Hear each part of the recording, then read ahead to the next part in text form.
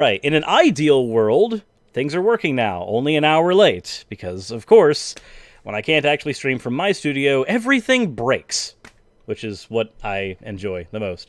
Also, Vaush seems to be either humping the chair or Wait a bouncing minute. up and down I'm ecstatically. just keeping my energy levels high, okay? Yeah, I said either or. It could be humping the chair. It could also be being ecstatic. It's one of the two. Here we Possibly go. both. Keeping it nice and slow. I'm fucking ready.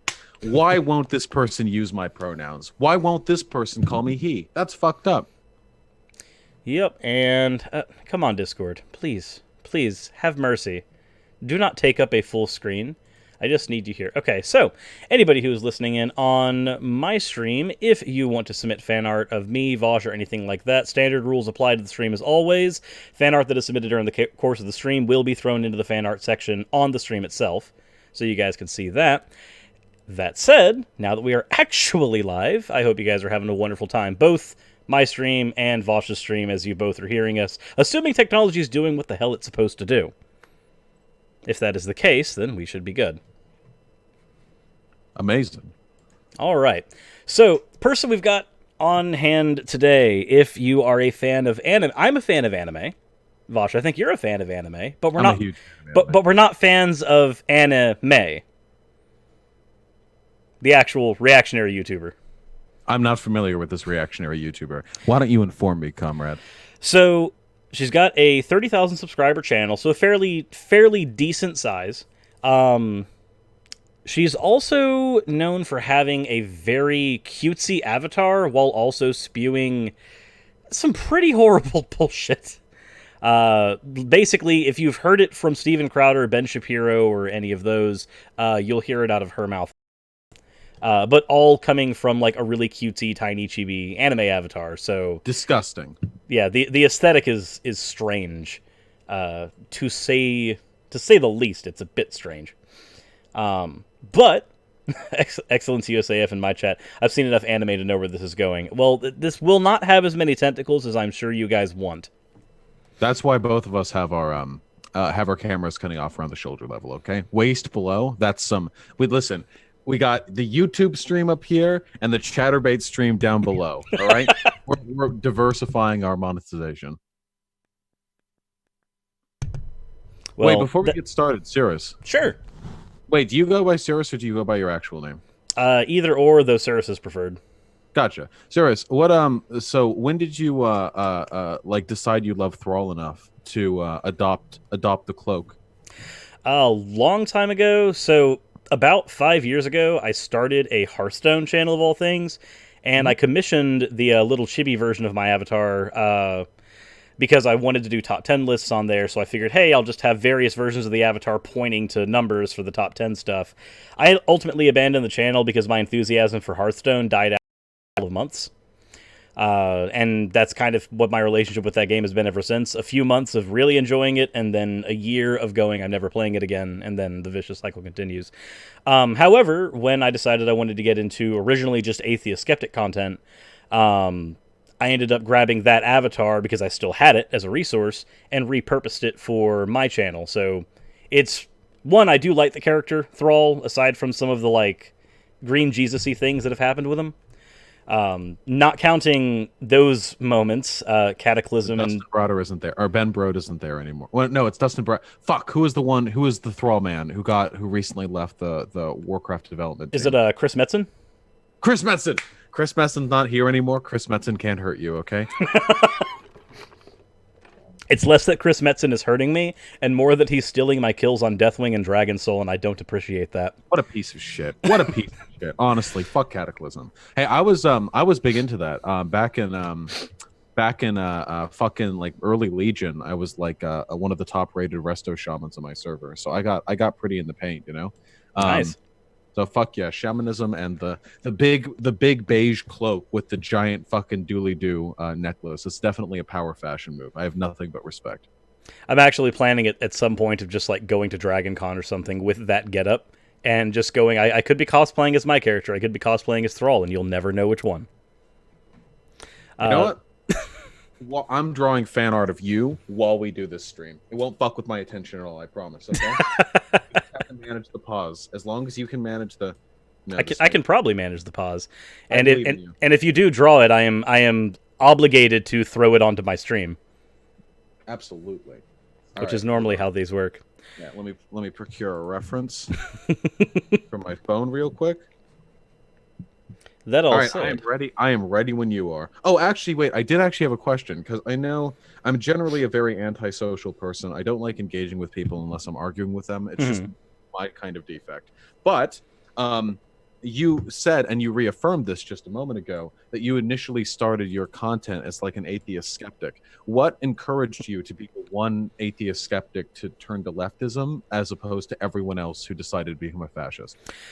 So it's actually not just me. There's an entire there's the atheist community that is classically known. Your Cult of Dusties, your T.J. Kirks, your Armored Skeptics. That's the set that most people are familiar with. There's a new set that kind of developed after the last 2 years. That's your Telltale Atheist, your Holy Kool-Aids, um, Genetically Modified Skeptic, Mr. Atheist, me, Prophet Abzad. That group of people, a lot of us politically lean pretty left, actually.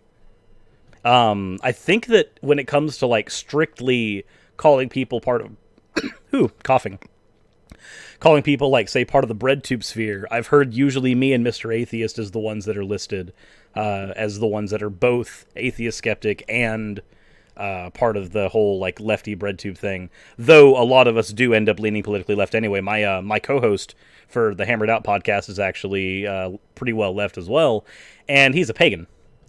You can't deny though that there is sort of a correspondence of some sort between what was originally considered to be the prime skeptic community and shitheaded reactionary. Well, yeah, that's because around 2014, 15, something like that, it became a lot more profitable to go the anti-SJW route for some people because creationism ultimately dried up. When you consider the fact that Thunderfoot had a 75-part series making fun of it, the topic did kind of dry up for a few people, and that became the way to go for a lot of the people that had careers there. I just don't necessarily think it was the ethical way to go, personally. Yeah, I feel like the big problem was that a lot of skeptics kind of got their start because they had like boomer Christian parents who were obviously irrational and like pieces of shit. So they thought, "Oh yeah, of course. Well, I can tackle these ideas. I believe in things like science and skepticism and empirical rational thought and so on and so forth." But the problem is that the extent of irrational thinking and how it affects our behavior goes so far beyond just like creationism and flat earthers and Christianity and all the really obvious surface level stuff. There's a very, very like broad undercurrent of anti-intellectualism in this country that I feel like a lot of skeptics failed to address when they had the opportunity to. Oh yeah, you've got to.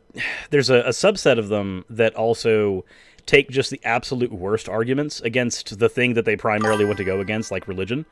They take the absolute worst arguments, like going, "Hey, all religion is a delusion." I said, "Well, no. Like the DSM actually has a very specific category for that."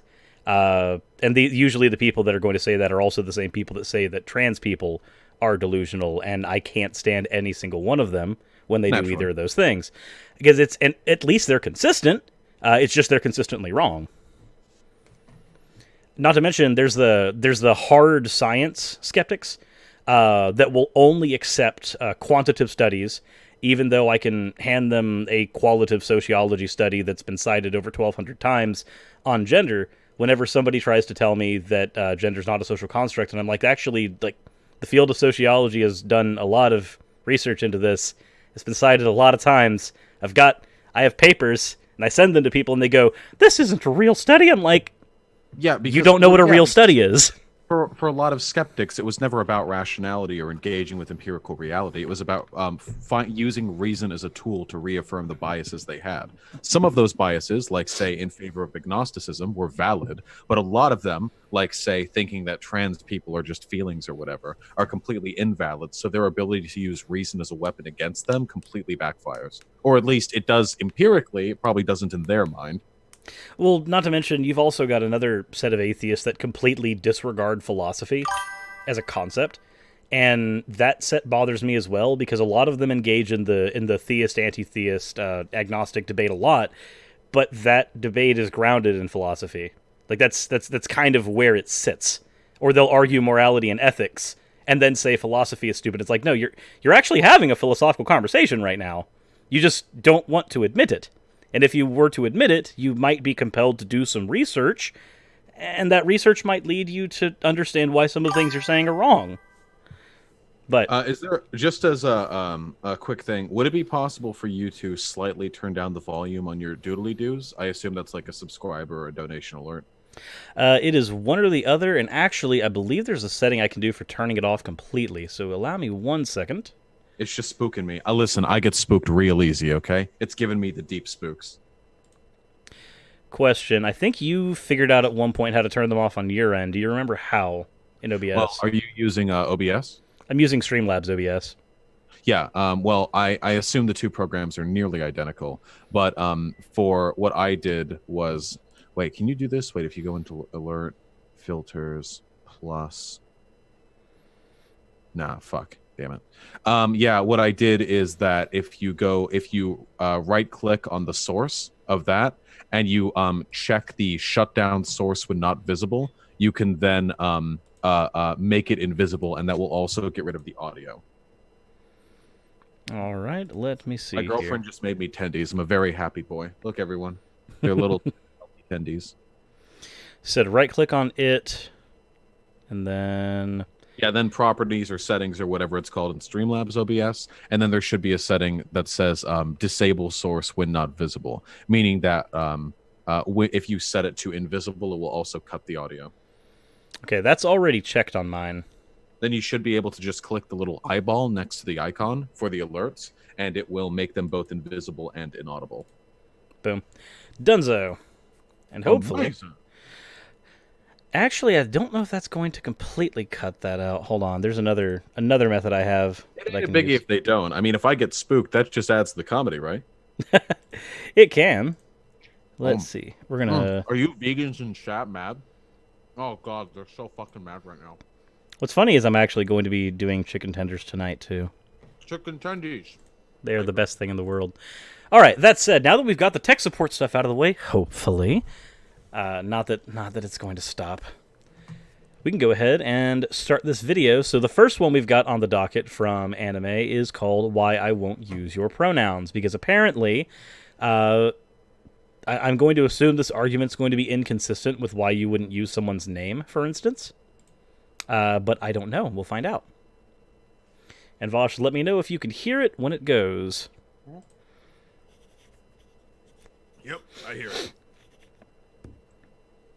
I was recently watching My 600-Pound Life because... Oh boy, we're in for it. I slept for dumb staged reality shows.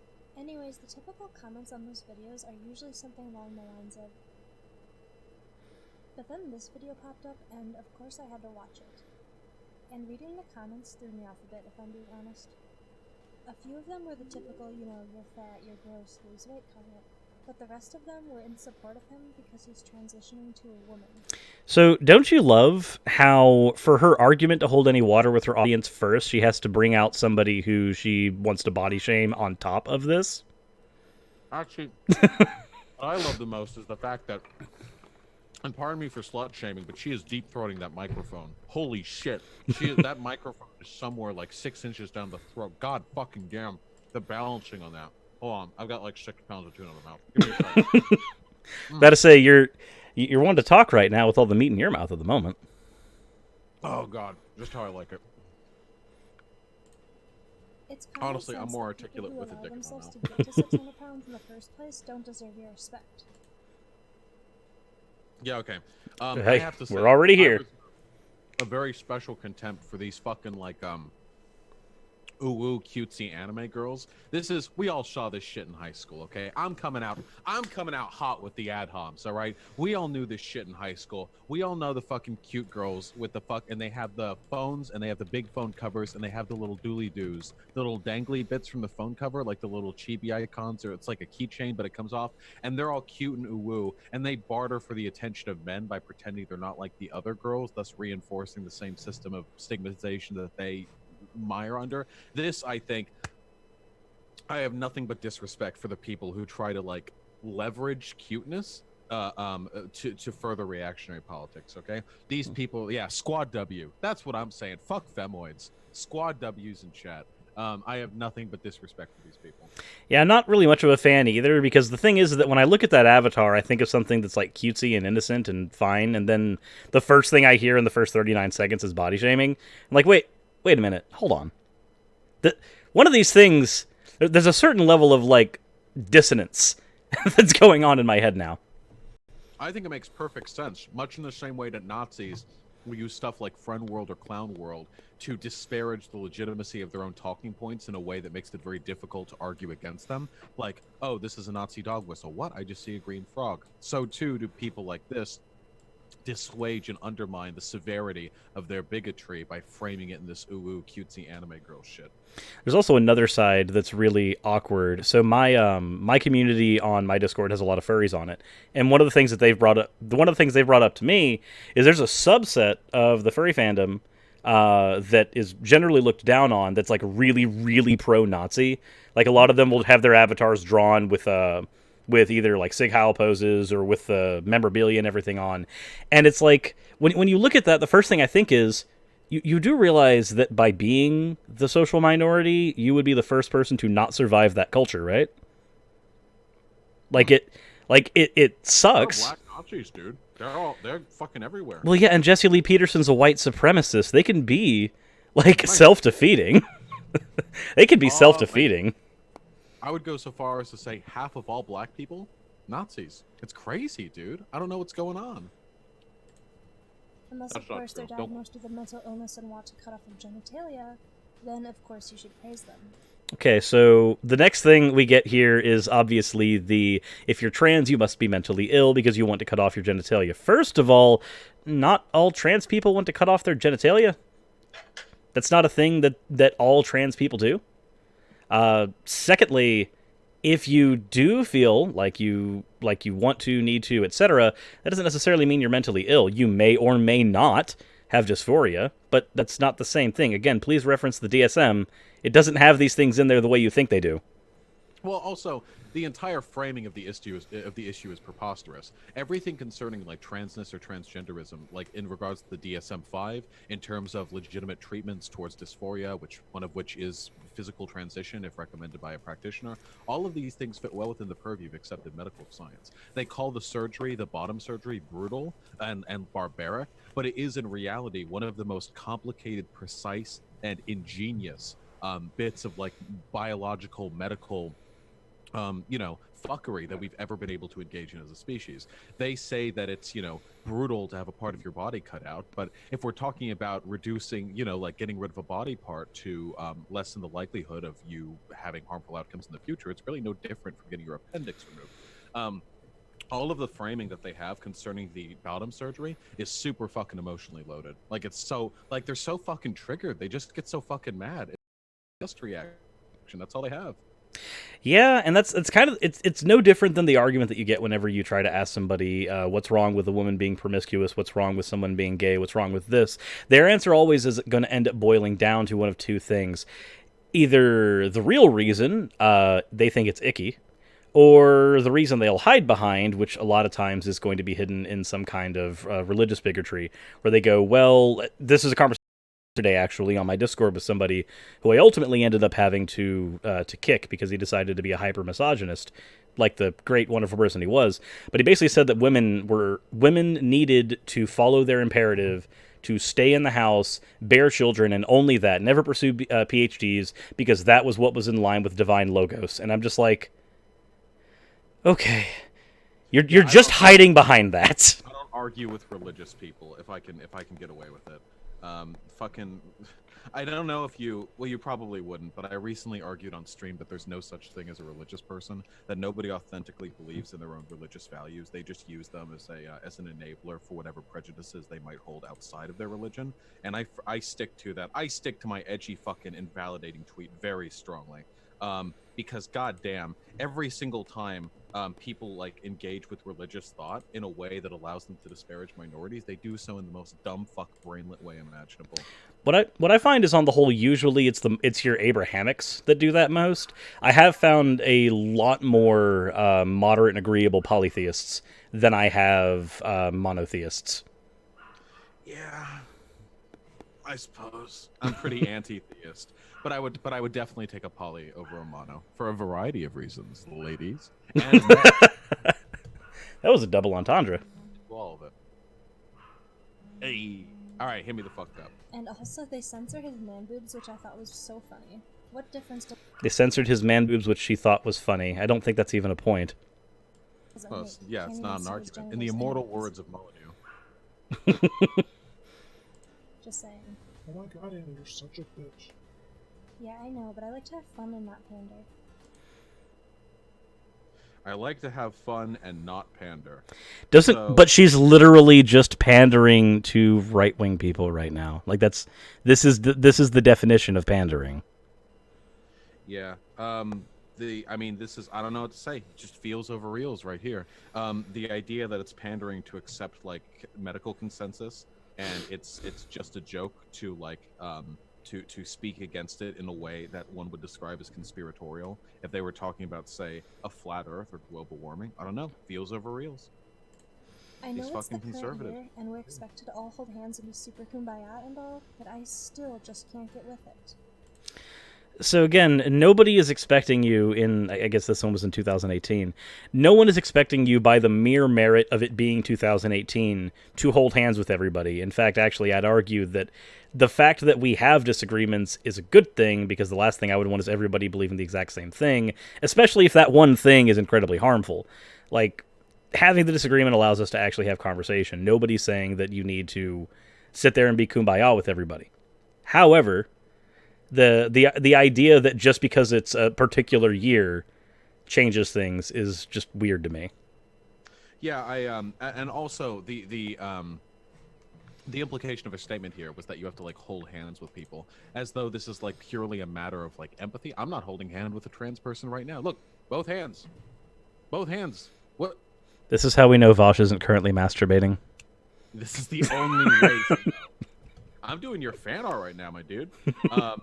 It's coming out good. I know you're excited, but but you could make the exact same argument here in regards to literally anything else: gay marriage, black integration, fucking women's suffrage. You could make the oh yeah, I don't like the pander, and I just think just because it's 1912, I don't think we need to just all like hold hands with women. Like, we know we're kind of dumb. It's like somebody wanting to endorse Jim Crow laws way past their expiration date and going, I know that it's 2019 right now, but I really want to take us back about a century. I mean, you can make that argument for literally fucking anything. You could do that shit for slavery. Listen to me advocate for slavery in a way that Sargon of Akkad would get behind.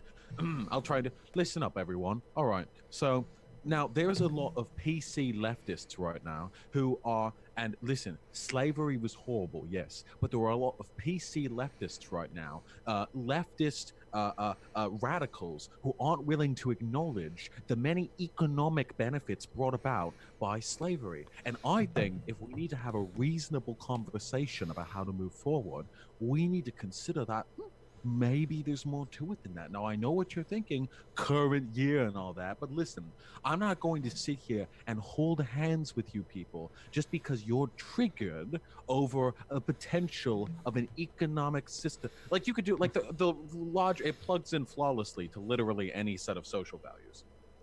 I do hate that also you can say practically anything right-wing and it plugs in perfectly to Sargon's voice, but you know. That was to his credit. That was a pretty bad impression of Sargon's voice. It was, but the cadence was there. The cadence was there, almost perfect. I've watched a lot of the fucker's videos. Unfortunately, I was never a fan of his, though.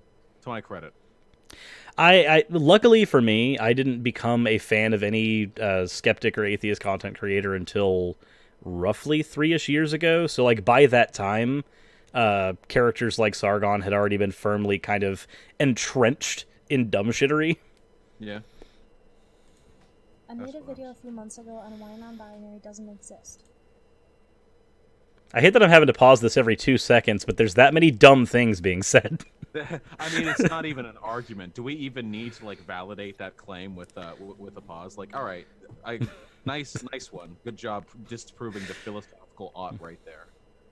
Good, you did it. Proud. Which of course got a lot of negative responses despite almost everything I said having scientific and factual backing. Okay, sure. You hate to see it happen. You Just- hate to see it happen. Having scientific backing. Okay, well, you are aware that sociology is a science and it disagrees with you, right? Okay, cool. Now that we've at least got that established, let's continue. And it's no wonder to me why so many people remain adamant on the idea that anyone can become anything, and it's bigotry to suggest that a man is in fact a man. It's Okay, no, that's... I think what's happening there is the standard conflation between biology and gender, because they are not the same thing, but yet some people here think that it has to be. Well, the really funny and irritating thing is, literally nobody conflated gender and sex 15 years ago. I remember, much in the same way that this discussion over like the free market, meaning like no government regulations whatsoever, didn't become a talking point until the Reagan era. No, and much in the same way that global or that evolution wasn't contested by Christian or by the Catholic Church until a while after of public importance in America. There are so many instances in which they, like, religious people or bigots or whatever, don't have an issue with like commonly accepted science until it becomes politically expedient for them to do so.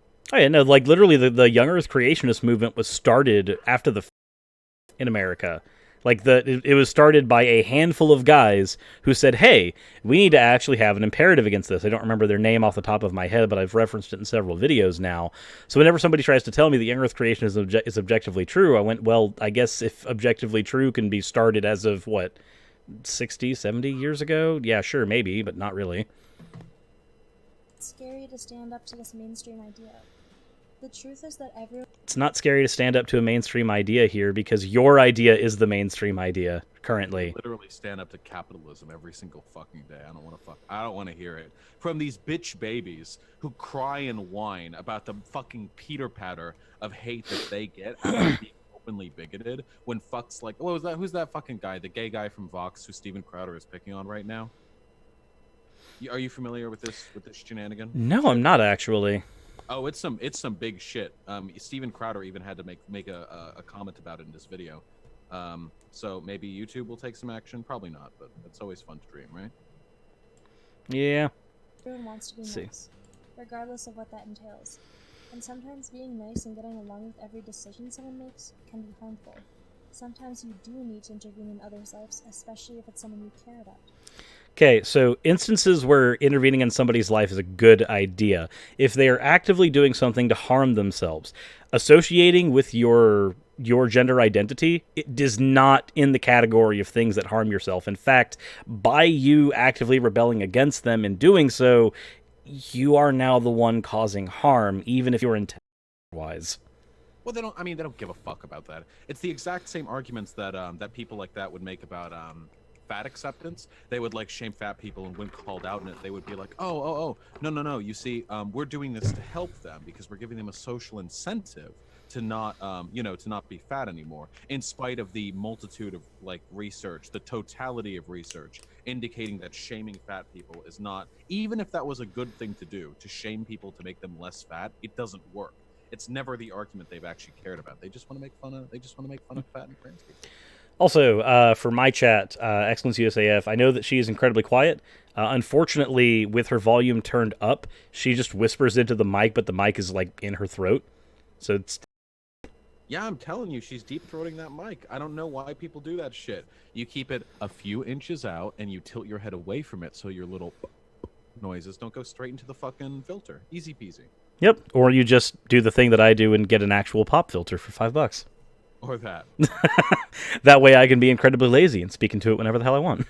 Yeah, you have a screen filter. I just have the cover. Yeah, I got the... I was originally just going to get the screen filter, but every other YouTuber that I talked to said get both because they'll work well in tandem. So I said, okay. Just got them both at the same time. Ooh, what a sheeple. Following other people's advice. I know, right? Many people Sure, don't son. realize that sometimes calling people out and correcting them is the nice thing to do. I also can't stand how most people treat transgender and gender non-conforming individuals like fragile glass angels. If your life is so difficult because you face endless bullying, then wouldn't you have developed thicker skin by now? Okay. What the fuck kind of dumb fuck argument is that? So wouldn't she have developed thicker skin by now to not be so? Forgive my usage of the word; it's improper here, but to be so triggered by people that are against her social paradigm. Wait, so the logic, the unquestionable logic being implied here is, if you've been bullied, it's okay to bully you because you've gotten used to the bullying. I think that's the truism that we've established here. It's good. I haven't heard it before. I like it. I respect that. Or being bullied is a good thing as long as it leads to a positive end, which is basically just the ends justify the means, which can be used to justify anything, no matter how atrocious. So yeah, I say sweating while knowing that I support the violent revolution. Just the freaking like meme of like the really buff Vaush sitting there just sweating uncomfortably. Yeah, ends justify the means is pretty bad, sir. I wouldn't do that. No, never. I've only seen several of your streams. I attended a very small liberal arts high school. About 6 out of every 10 girls there had the same haircut and claimed they were trans or non-binary. When I was a freshman... I don't believe that. Press X to fucking doubt. Jesus Christ. I went to so one of my exes went to a very, very liberal and trans inclusive college. Ironically, it was in Alabama. Yeah, weird. I guess it was like the only one. I have no idea. But I spent several days on that actual campus whenever I would go over to visit, and on that campus, you could actually see a decent bit, but I would not say 6 in 10 people, and not to mention to say that they all claimed they were trans would require you to individually ask each of these people to see if they just had a haircut that they thought was neat, or if you just think that all haircuts that don't look femme mean they're trans. Also, I like the conflation here. There are a lot of like different terms that get thrown around here. Like some people argue that non-binary people are by definition trans because they identify as a gender other than that which they were assigned at birth, which does fit within the purview of transgender as a concept. I would argue that there is some, not necessarily a worthwhile, but some distinction between a person who eschews the gender identity of their birth but is otherwise fine with how they are and look, and trans people who have like intensive dysphoria. That doesn't mean one is more or less trans than the other, but there is a huge difference between what might, even if her statement is true, what might be the case, which is that there are a lot of like high school femmes who are like, yeah, I'm non-binary because I don't like woman, whatever. That's the stance I get behind. Fuck gender. And like more than half of the student body there identifying as female when like as trans, and they're like, yeah, I'm getting on hormones and getting put on for surgery now. They're getting on the dank ass antihistamines. Exactly, antihistamines, the titty skittles, because the conflation here is huge. Because the suggestion that more than half of the student body was like trans, like in a medical sense, or at least in the sense, I'm not doing any Truscum shit here, but you know what I mean in terms of the severity or the extent to which a person defies gendered norms.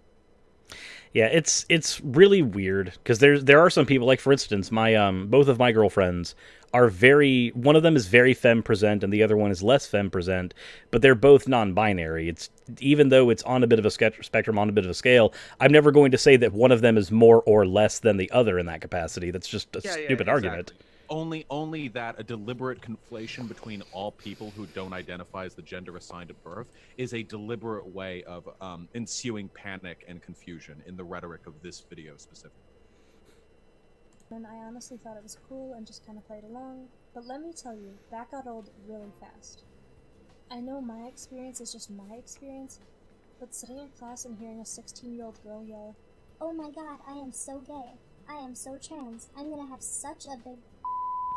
It gets kind of gross. Wait, that gets gross? So I don't find that gross. I just find that hilarious, mainly because I actually have trans people in my server, and one of them is in the chat right now, who will literally just go, hey, Cirrus, guess what? I'm gay. And then just like go through the go through the whole spiel that she just did there every now and again. It's like, I don't find that disgusting. I find that hilarious. Oh, if you It's find great. listen, if you're like Ace or whatever, and you find it gross when people are overtly like presentative about their gender and sexual identity, then if you've got a problem with that, that's fine. But you have to have the exact same level of issue with all the fucking dude bros talking about how much pussy they slammed last night after the fucking homecoming game. If you're gonna be upset with this gratuitous display of identitarianism or whatever, then you have to do the exact same with other people who engage in like the blatant sexualization of their own persona in a hegemonic way.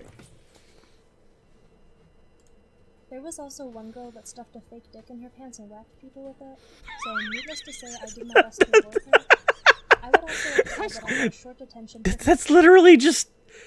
That's just stuff that happens in high school. People have fun. Let them live. Can we just let the fucking high schoolies live? Like...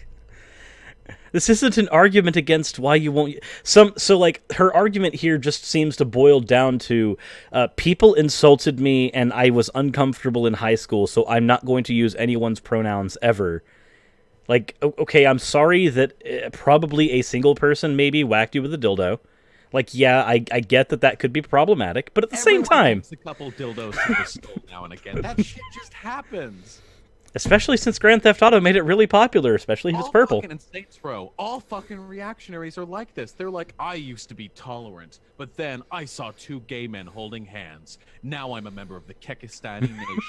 Fuck gay people. Like, it's the same shit every time. Yeah, I was fine until a minor inconvenience or something slightly irritable happened to me, or somebody who identified as a thing that I don't like went a little bit too far, and now I'm a full-on bigot. I'm sorry, lefties. Don't get mad. It's just... you did this to me. I had no choice. Yeah, it's basically just shifting the blame. Like, you're a horrible person, and you know what? I'm sorry that you found yourself in a situation where you became a horrible person, but please at least own up to the fact that you are, in fact, horrible. Please do. Calling one of the girls. No, go on.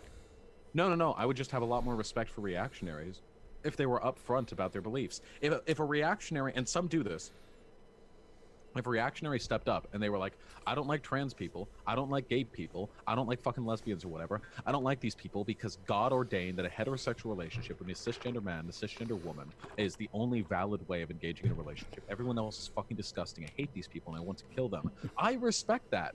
I want them dead, but I respect that. Because if nothing else, they're being consistent and upfront with what they believe in. Every time I argue with a reactionary, I have to pull back the fucking 18 layers of lies they've built up to justify the core of their belief system, which is always... and it's really fucking frustrating. Well, it's like, specifically, as an example of that, in the conversation that I had yesterday with the guy I ended up having to ban from my Discord, through our debate, quotation marks, we got to the point after about a half an hour of back and forth where the person finally went into the whole, I think that people should be I think that women should be punished for being what was it, promiscuous, degenerate, blah blah blah blah, going down. And then I just went like, wait a minute, hold on, so let me get this straight. Are you using degenerate in a way that means undesirable? He says yes, and I go, okay, cool. So now that we've gotten to the crux of the problem, it's not your theism, it's that you're just an overt misogynist. And then I went, okay, cool. So here's the thing. Everything you've said, because he almost agreed with ethnostates. He got really close to it, and then sidestepped it when he realized what was happening. He disagreed with the idea of bodily autonomy or bodily integrity, as Cambridge decides it needs to be said. Disagreed with that concept completely, but like, all of that is fine. That's all stuff that can be discussed. But once you get to the point where you're just an overt misogynist because prejudice, I guess, I'm just like, okay, nope, now you're just harmful to the people on my server. Bye. Click. It's a she. Oh, sorry. It's okay. My fucking no. Like, ultimately, like, all I want, like, conceptually, is I want to pull over all of the people who share my axiomatic values. The idea that well-being should be maximized. Like, that's my axiomatic shit. Yeah, that's a properly basic belief. Yeah, exactly. And there are fascists who believe that they're trying to maximize human happiness, that diversity plus proximity equals violence, that everyone would be happier if you kept the races separate as they are supposed to be. I can pull these people in. I can pull them in because I actually demonstrate demonstrate in many ways how they're wrong and how I'm right, that my policies would actually lead to blah, blah, blah, blah. However, people who just flatly believe in like divine command theory, people who flatly do not believe in egalitarianism or equality as like a core concept, I can't bring these people over philosophically because our properly basic beliefs are different. So one thing that's funny, an interesting experiment to do with somebody who believes in divine command theory, ask them if divine command theory is an objective principle or a subjective one, and gauge their response. If they're honest, they will agree with the vast majority of literature that has been written on DCT that says that it is considered ethical subjectivism because it is contingent on the mind of the divine. If they say it's objective, the conversation goes in weird ways. Well, most of them would say it's objective because they think God's law is objective or whatever. No. It is an objective standard, in a sense, but it is ultimately ethical subjectivism. Oh, no, I know that. I'm saying that's yeah. Fucking religious people don't know shit about philosophy. Did you see that shit when I talked about the apologetic whatever? The non-sex show? That fucking guy for 2 hours? The religious dude? I did not see that part. Oh, it's not worth your time. It really isn't. I imagine it was a dumpster fire. Oh, man. Okay, I'm sorry. We should continue the video. I'm a snowflake. Let's keep it going. She had actually changed her gender to male about a week ago. Not legally, of course. I wasn't even trying to do that. She just never told me. It's honestly disgusting that I was punished for something my 14-year-old brain couldn't even comprehend or understand. I didn't even know what I did wrong until about a year later. I know there have been other situations like that in my school specifically, and... So you learned a social principle while a child, which is the time where you develop most of your social principles? How hard can you project? I don't like them because the person was mean to me. How could I have known? I lost a friend. How could this happen to me?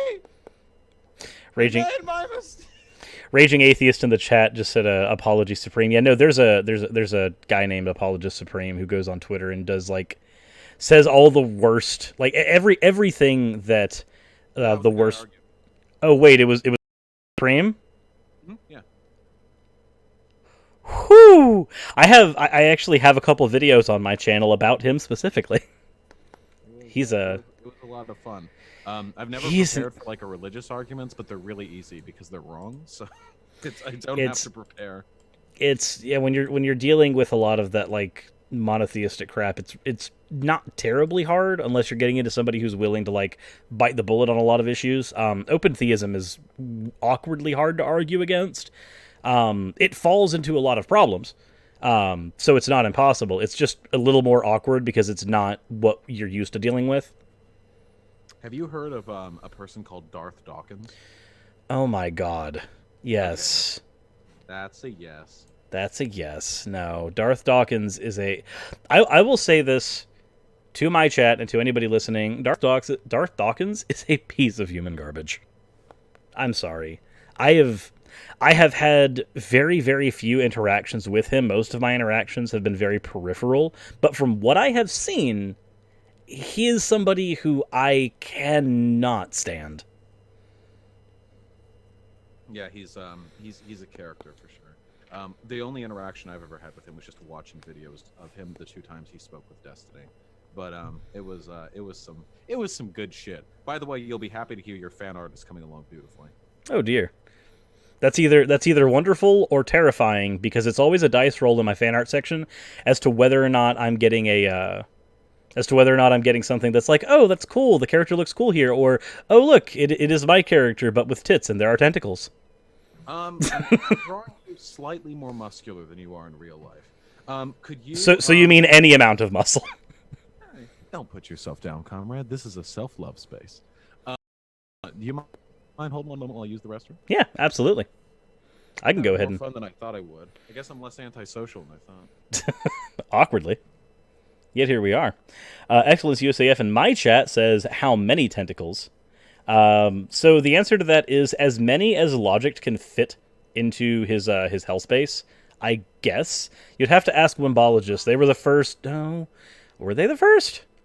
I think Wimbologist might have been the first one to do... It was either Wimbologist or Kira that did the first version of my avatar that had tentacles involved. They might have been around the same time, actually. Not 100% certain. But, so there's also the crossover fan art. Well, the crossover fan art is almost always shipping.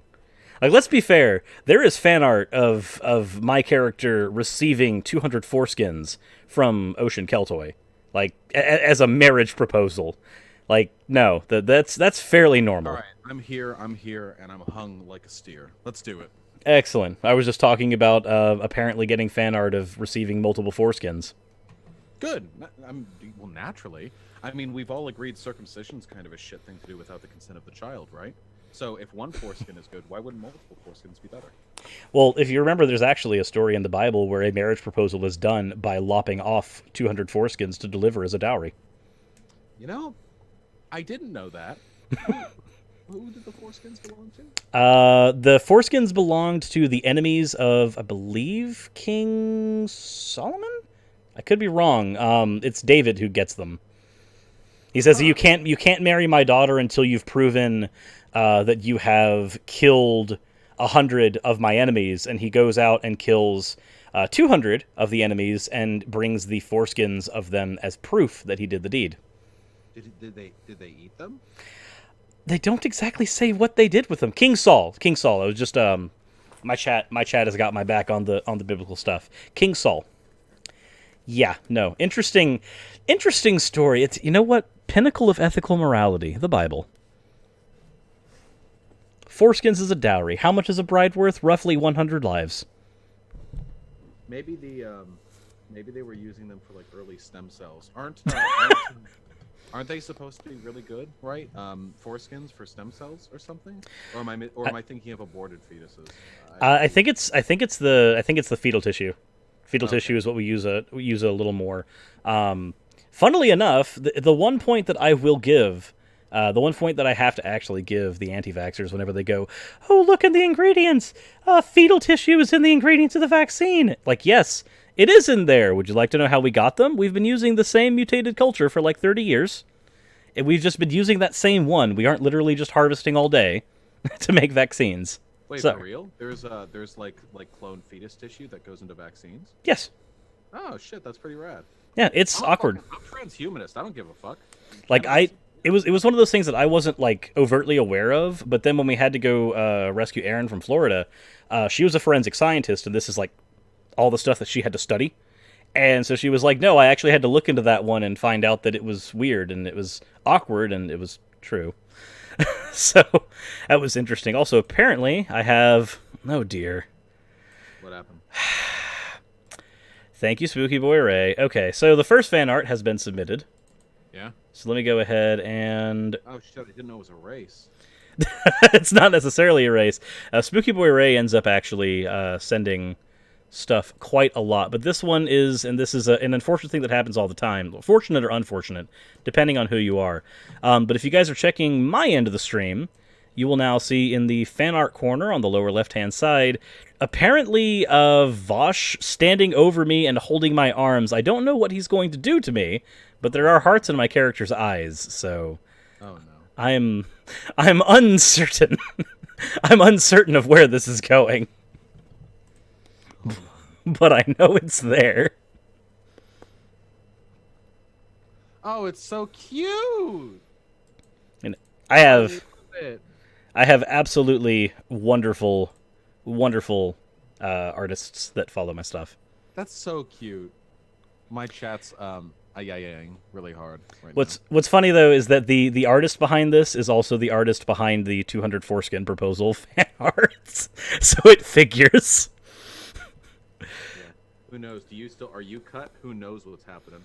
We have no idea. Oh dear, there we go. My subscribe animation popped up and then just like killed itself for half a second because obviously technology is working for me great today. And in others. Even elementary schools are just trying to implement this new progressive mindset.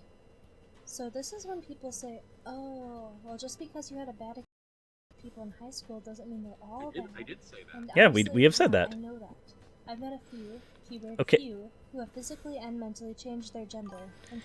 We're going into the gatekeeping argument now. I love that.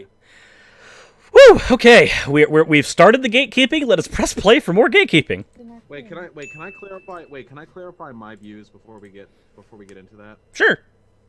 Okay, because I occasionally say stuff that people interpret as trust scum, and I really don't want that to happen here. Because I'm definitely not. I've come out of that pit. Okay, here's my shit. Okay, so there's mental. So at least in the sociological text that I have read, generally speaking, there is physical, mental, and social transition, which all mean different things. None of them are more valid than any other, and you can do one or not do any of them and still be trans, okay? This has nothing to do with legitimacy. But physical transition usually refers to either surgeries, whether they be facial feminization, bottom or top surgery, or facial masculinization if you're going down the cool kids route. In addition to the process of performatively dressing oneself in a way which better represents how people associate the identity of a gender that you now identify as. And then you've got the social transition, which is your pronouns, the way in which you perform, act, dress, engage with others, how you want to be spoken to, how you want to be fucked. There are a million ways in which social transitioning is like a thing. And mental transitioning, I think, is the psychological process of beginning to self-actualize and be one with your like proposed identity. There are a lot of trans people who do social and physical transitioning, but mentally they're still like, fuck, I'm just faking, aren't I? I'm still a fucking dude or a girl or whatever gender I'm not or whatever. And that's fucked up, yo. Gotta transition up here too. And you know what that means? Loving yourself and eating junk food. All right, sorry, a tangent, but I want it to be known. One of the trans people in my audience just spoke up and said that the mental transition you don't hear about as much, but there's a lot of undoing of behaviors that you've been doing out of compulsion that's involved there. You know what I've heard? One of the big differences is that people who are socialized as men have a tendency to like we don't enunciate very much at all, and we're very tonally flat when we speak. Whereas people socialized as girls have a tendency to, which I can't do without making it sound stupid, but they fluctuate all over the place. And I've heard from a lot of trans girls that was one of the hardest part of like of performatively, like socially transitioning, is that learning how to speak emotively is really difficult. Yeah, that's fair. I know a decent trans women who actually still can't speak emotively. It's not something that I've actually noticed all that much, because I know several cis women who also can't speak emotively. Maybe it's just because I grew up in nerdy card shops and everybody's a social outcast there. Who knows? A possibility. And if they're respectful to me and not annoying about it, then yes, I have and will use your pronouns. But like the majority of people claiming these identities, if you're doing it because it's different or edgy, please stop. Okay, how would you know though?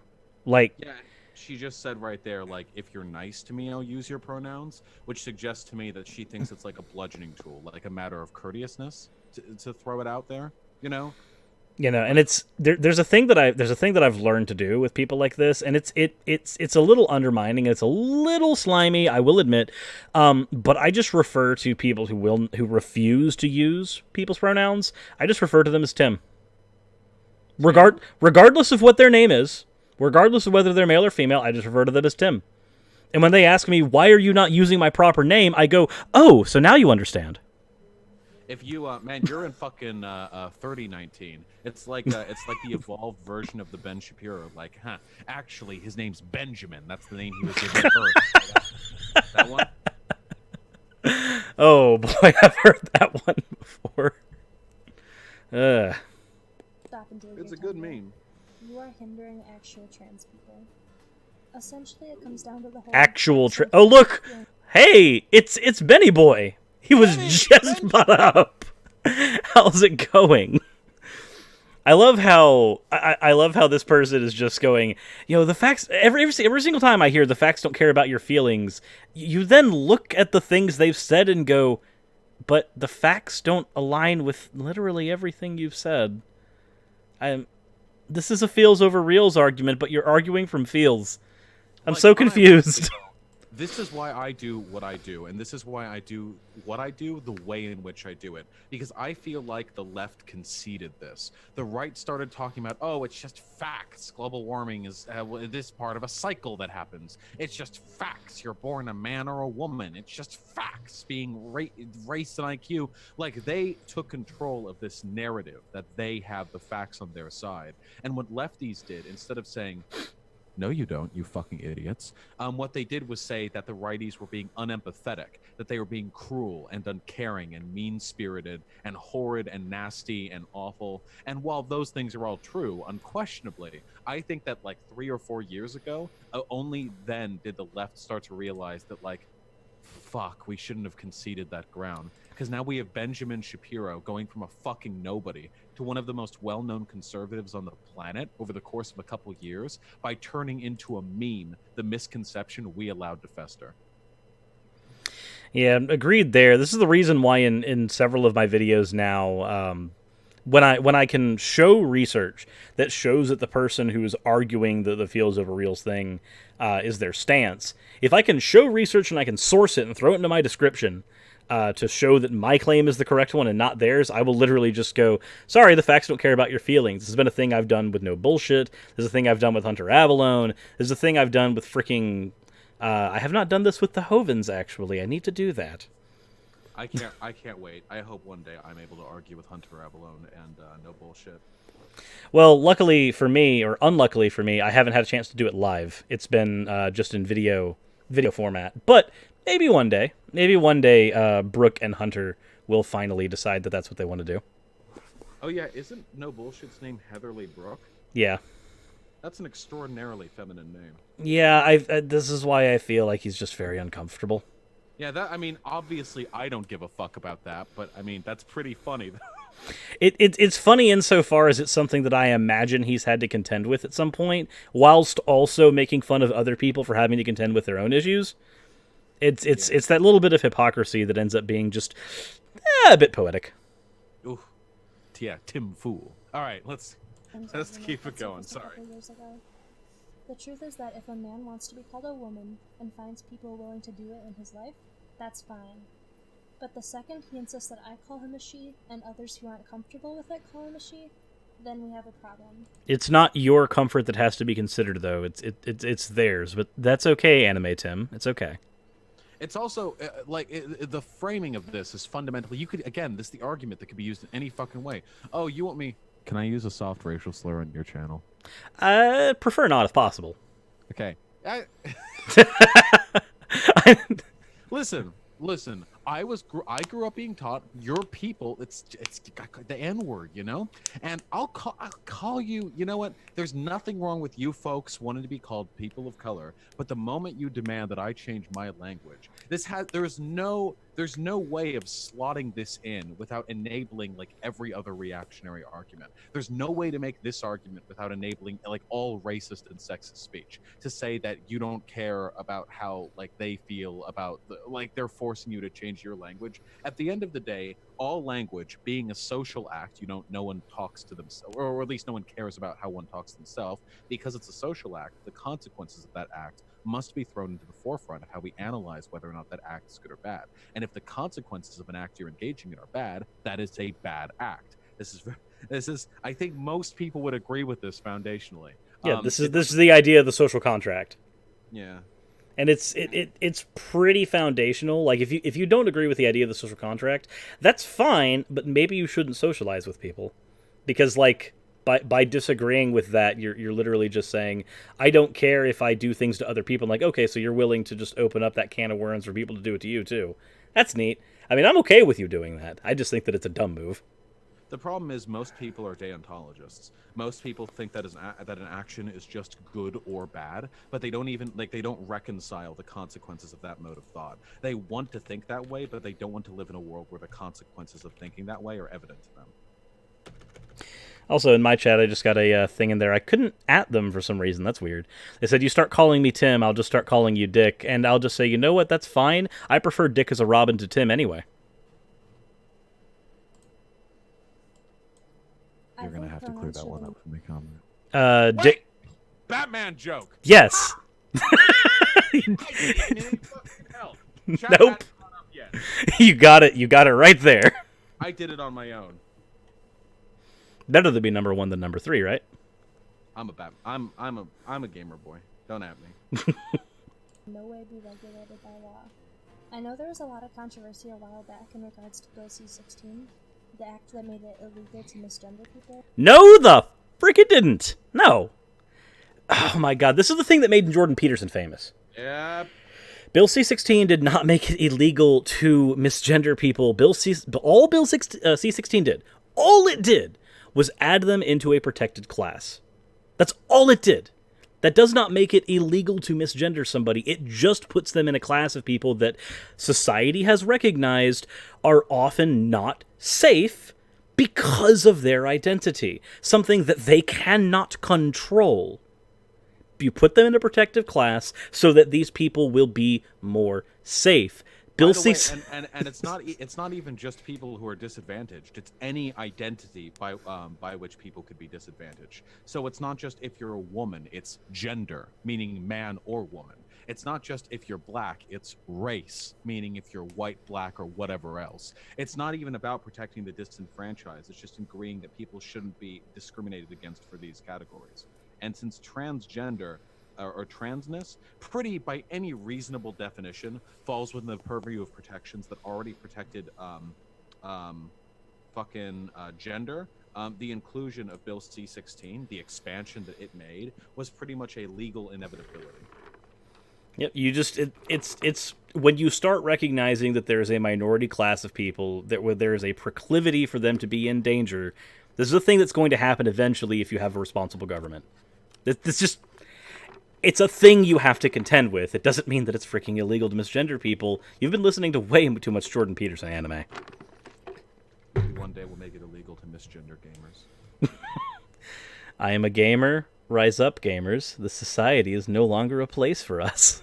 I'm trying so hard in this drawing. I hope you're excited. Have you seen? I am excited, but have you seen? There's a channel called Surreal Entertainment, and they have a video called Ben Shapiro in a Nutshell. It is the most wonderful thing. If you have not seen it, that's what we'll watch next, real quick. But first, we've only got 1 minute left in this, but I hate that there's always so many things wrong in these that they have to be addressed.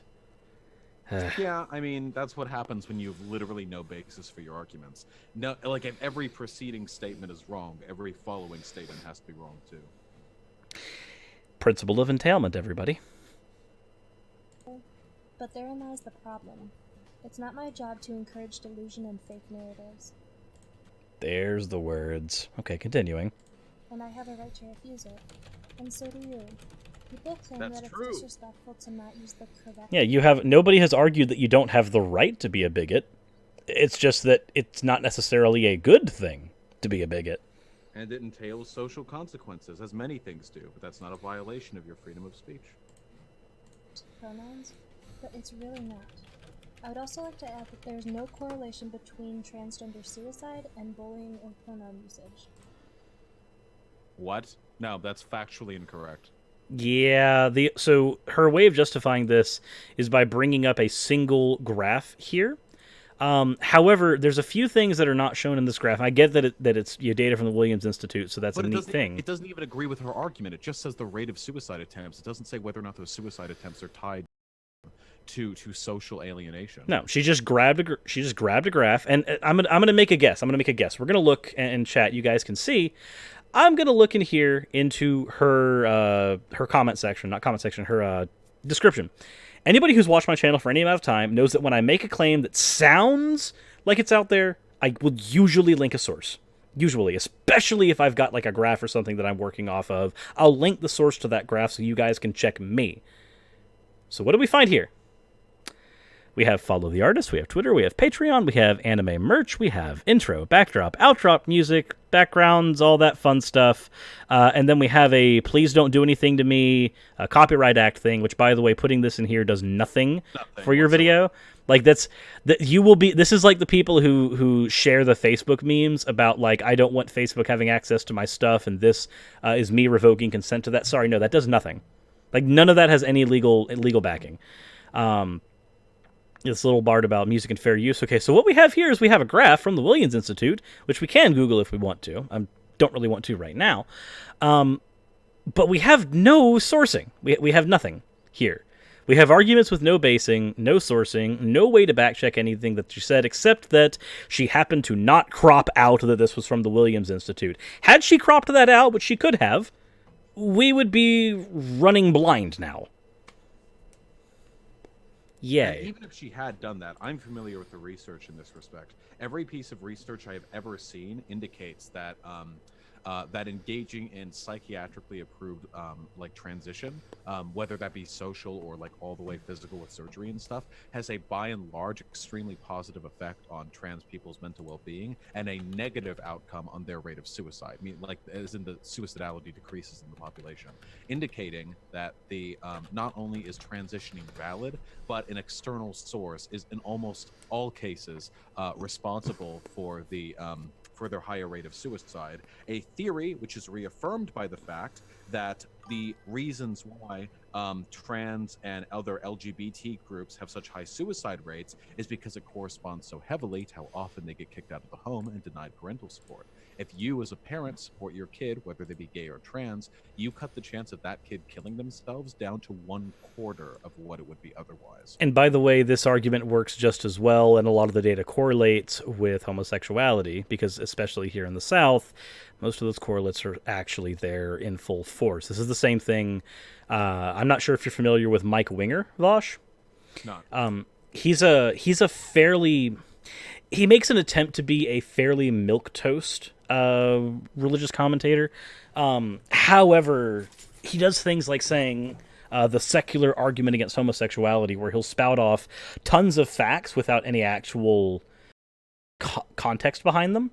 He'll spout statistics all day in a 20-minute video, and then when you look at all of his statistics, you find one of three things. You either find that his source has been shown by as the Southern Poverty Law Center, from the Southern Poverty Law Center, to be an actual hate group, or you find that his reasoning for his source is completely off, or you find that the data that he's using is out of date. Like, it's one of those three things consistently. It's either a hate group, misinformation based on the stats, or out-of-date information. Yeah, every single time. I've heard a whole bunch of quote-unquote secular arguments against blank, and what they tend to be is like, here, look, being this has negative outcomes. Oh, I don't know why that is. Probably not because of discrimination. Yeah, so just don't be it, idiot. And then they just sort of leave it at that. Being gay probably does correlate with a lot of bad shit. I wonder why that could be. Every single time I've heard somebody make the secular argument against the blank thing, it's turned out the exact same way. Fair enough. Also, Fatal for Death, I know you've said repeatedly that Hunter Avalon's talking shit on stream right now. We should tune into the stream. It'd be really funny. As funny as that would be, I don't want to deal with Hunter at the moment. Is Hunter talking about us? Unfortunately, it seems like he's not. He's talking about BuzzFeed. Aw. Wait, I love attention. I revel in blood sports. We could get him on. I would... Listen, in my chat right now. Hey, guys. Hey, you know what's kind of fun? Hunter Avalon's streaming. He's got 1.1 thousand people watching right now. In spite of having 30 times my YouTube subscribers, we have only slightly less people watching this stream. Why don't you go on over there and tell him hi? Tell him that Vaush appreciated his last video, and he looks forward to that debate, okay? Go over there. Okay? And then come back, because we're doing a thing over here. But just quickly let him know, all right? I'm a big fan of his. All right, sorry. Fan, quotation marks. Big fan. That there's no correlation between transgender suicide and bullying or pronoun usage.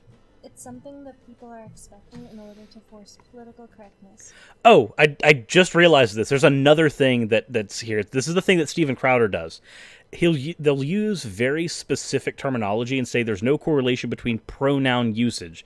That's because in a lot of the studies that are done on this, pronoun usage is not a proper term that is used for these. So you're not going to find these. This is like when Crowder tried to say, no woman's ever been arrested and charged for a miscarriage. Like, well, of course not, because what we find is that in the legal cases, the abortion. Yeah, in the legal cases, they're not using the word miscarriage, so you're not going to find that. And to say that you're not going to find it because of that, it's really dishonest when you say that this never happens. No, it happened. Like in his thing, he said that I've only found 2 cases, and one was in 1599. And I was like, okay, cool. I Googled for 5 minutes and found 6. That was 5 minutes of Google. And his stat was these women are never charged. And I'm like, actually, no. Several of them were charged, and some of them got sentences of like 176 days. Like, no. One quick. Hunter's calling me out. Wait, what is he saying? I'm sorry, Cirrus. I love you. I get distracted very easily. Oh, it's fine. I'm actually curious. I'm actually curious now. Let's see here. All right. And I gotta change my graphic. Oh, he's playing Fortnite. Okay. He's playing He's playing Fortnite. floss on the corpse of his enemies. Oh my god. What is he even saying? Medium, or else it'll run laggy on stream. I've got him Suck. running now. I know, it's lame.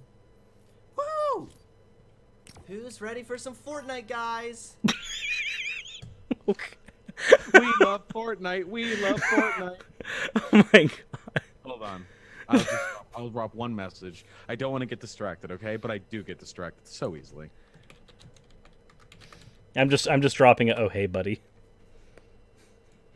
It's gonna get completely lost in the mess, the mire and the murk. Absolutely. Hold on.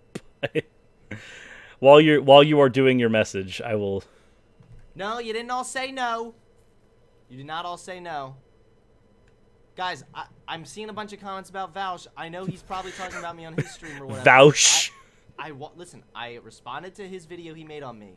It was a terrible video. I thoroughly debunked every point he made. What? I did not know he invited me to a debate, and now that I know, Yes, you did. Waste my time talking to this guy.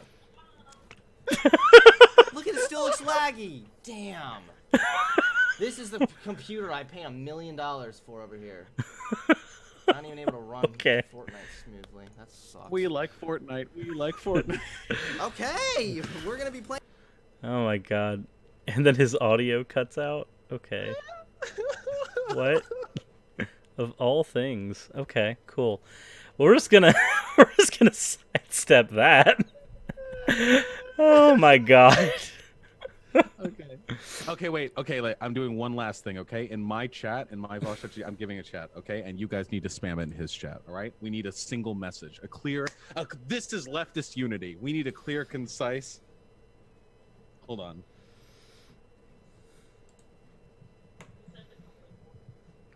He said to come play Fortnite. The stream is now going to be playing Fortnite with Hunter Avalon. Okay, here we go. Hey, Hunter, looking cute in those glasses. Wink. Want to debate Vaush? He misses you. I need this message. I'm putting it in my YouTube chat as well. I need this message lighting up his stream, okay? I want him to breathe in some of those characters every time he opens his mouth, okay? Okay? I need to see that going on right now. Get over there. This is good praxis. This is good for the left. Also, Michael in my chat said, what kind of life did I have? I'm 39 and remembered when bigotry was made taboo, but what happened is it went subliminal. Yes, this is the concept of stochastic terrorism. That's quite literally what that is. This is... I'm curious to see what's happening with Hunter now. Let's see. Let's see. All right, guys, we took a shadow bomb. Now let's go find some. Look at the chat. Oh my god! This looks nice and smooth on stream, actually. He must not be looking at his chat. Time for my lovely fans. His lovely fans. I have lovely fans. Wow, I'm getting a lot of comments right now from Vaush. You're not getting them from Vaush. You're I getting love them you, from buddy, Vaush's but I don't know fans. what you want from me, man. I'm just He wants I a know you wanna con- debate me now. wants a I wasn't aware of it conversation. before. How is he unaware if he had to go through I'm your getting videos? stimulated. He was 100% aware. If he had to go through if he had to go through your video in order to get to that point to make his, wouldn't he have been made aware of this like during the course of that? I challenged him to a debate on Twitter, and he responded to it. He 100% fucking knows that I wanted to debate him. All right, chat, pull it back, okay? We're pulling out. We're pulling out. We got it. No, we gotta keep going with Cirrus, okay? We change message, okay? Say, gotta go, honey. Oh wait, here we go. Wait, here's the final chat, okay? Wait, hold on. He's pausing. Wait, no, but I'm doing a thing. Hold on, because obviously he's saying something. Oh dear. He's sitting right here. Look at it, it's even up in my right Okay. Oh God, Streamception. Ah, we're in Streamception now. Hunter. Gotta go, honey. Thank Vaush for the shout out. Hunter. Surrey's the skeptic. So, Oh, we got some skeptics over here. He's literally doing. Wait, What's why did it happening? happen? We're in Streamception. Go, honey. Thank Vaush for the shout out. Thank you guys for the shout out, reactionaries.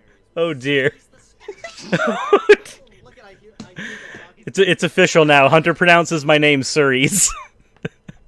How's it going? How's it going, Hunter? Since we can hear you and you can hear us. Shout out, yeah. Hunter.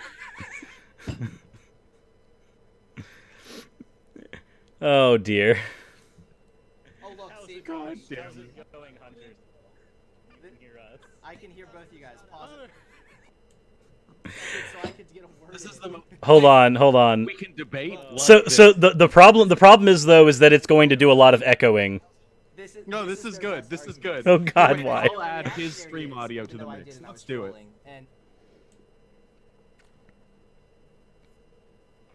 Oh dear. No, this is good. This is good. Here, wait. I'll add his stream audio to the mix. Let's do it.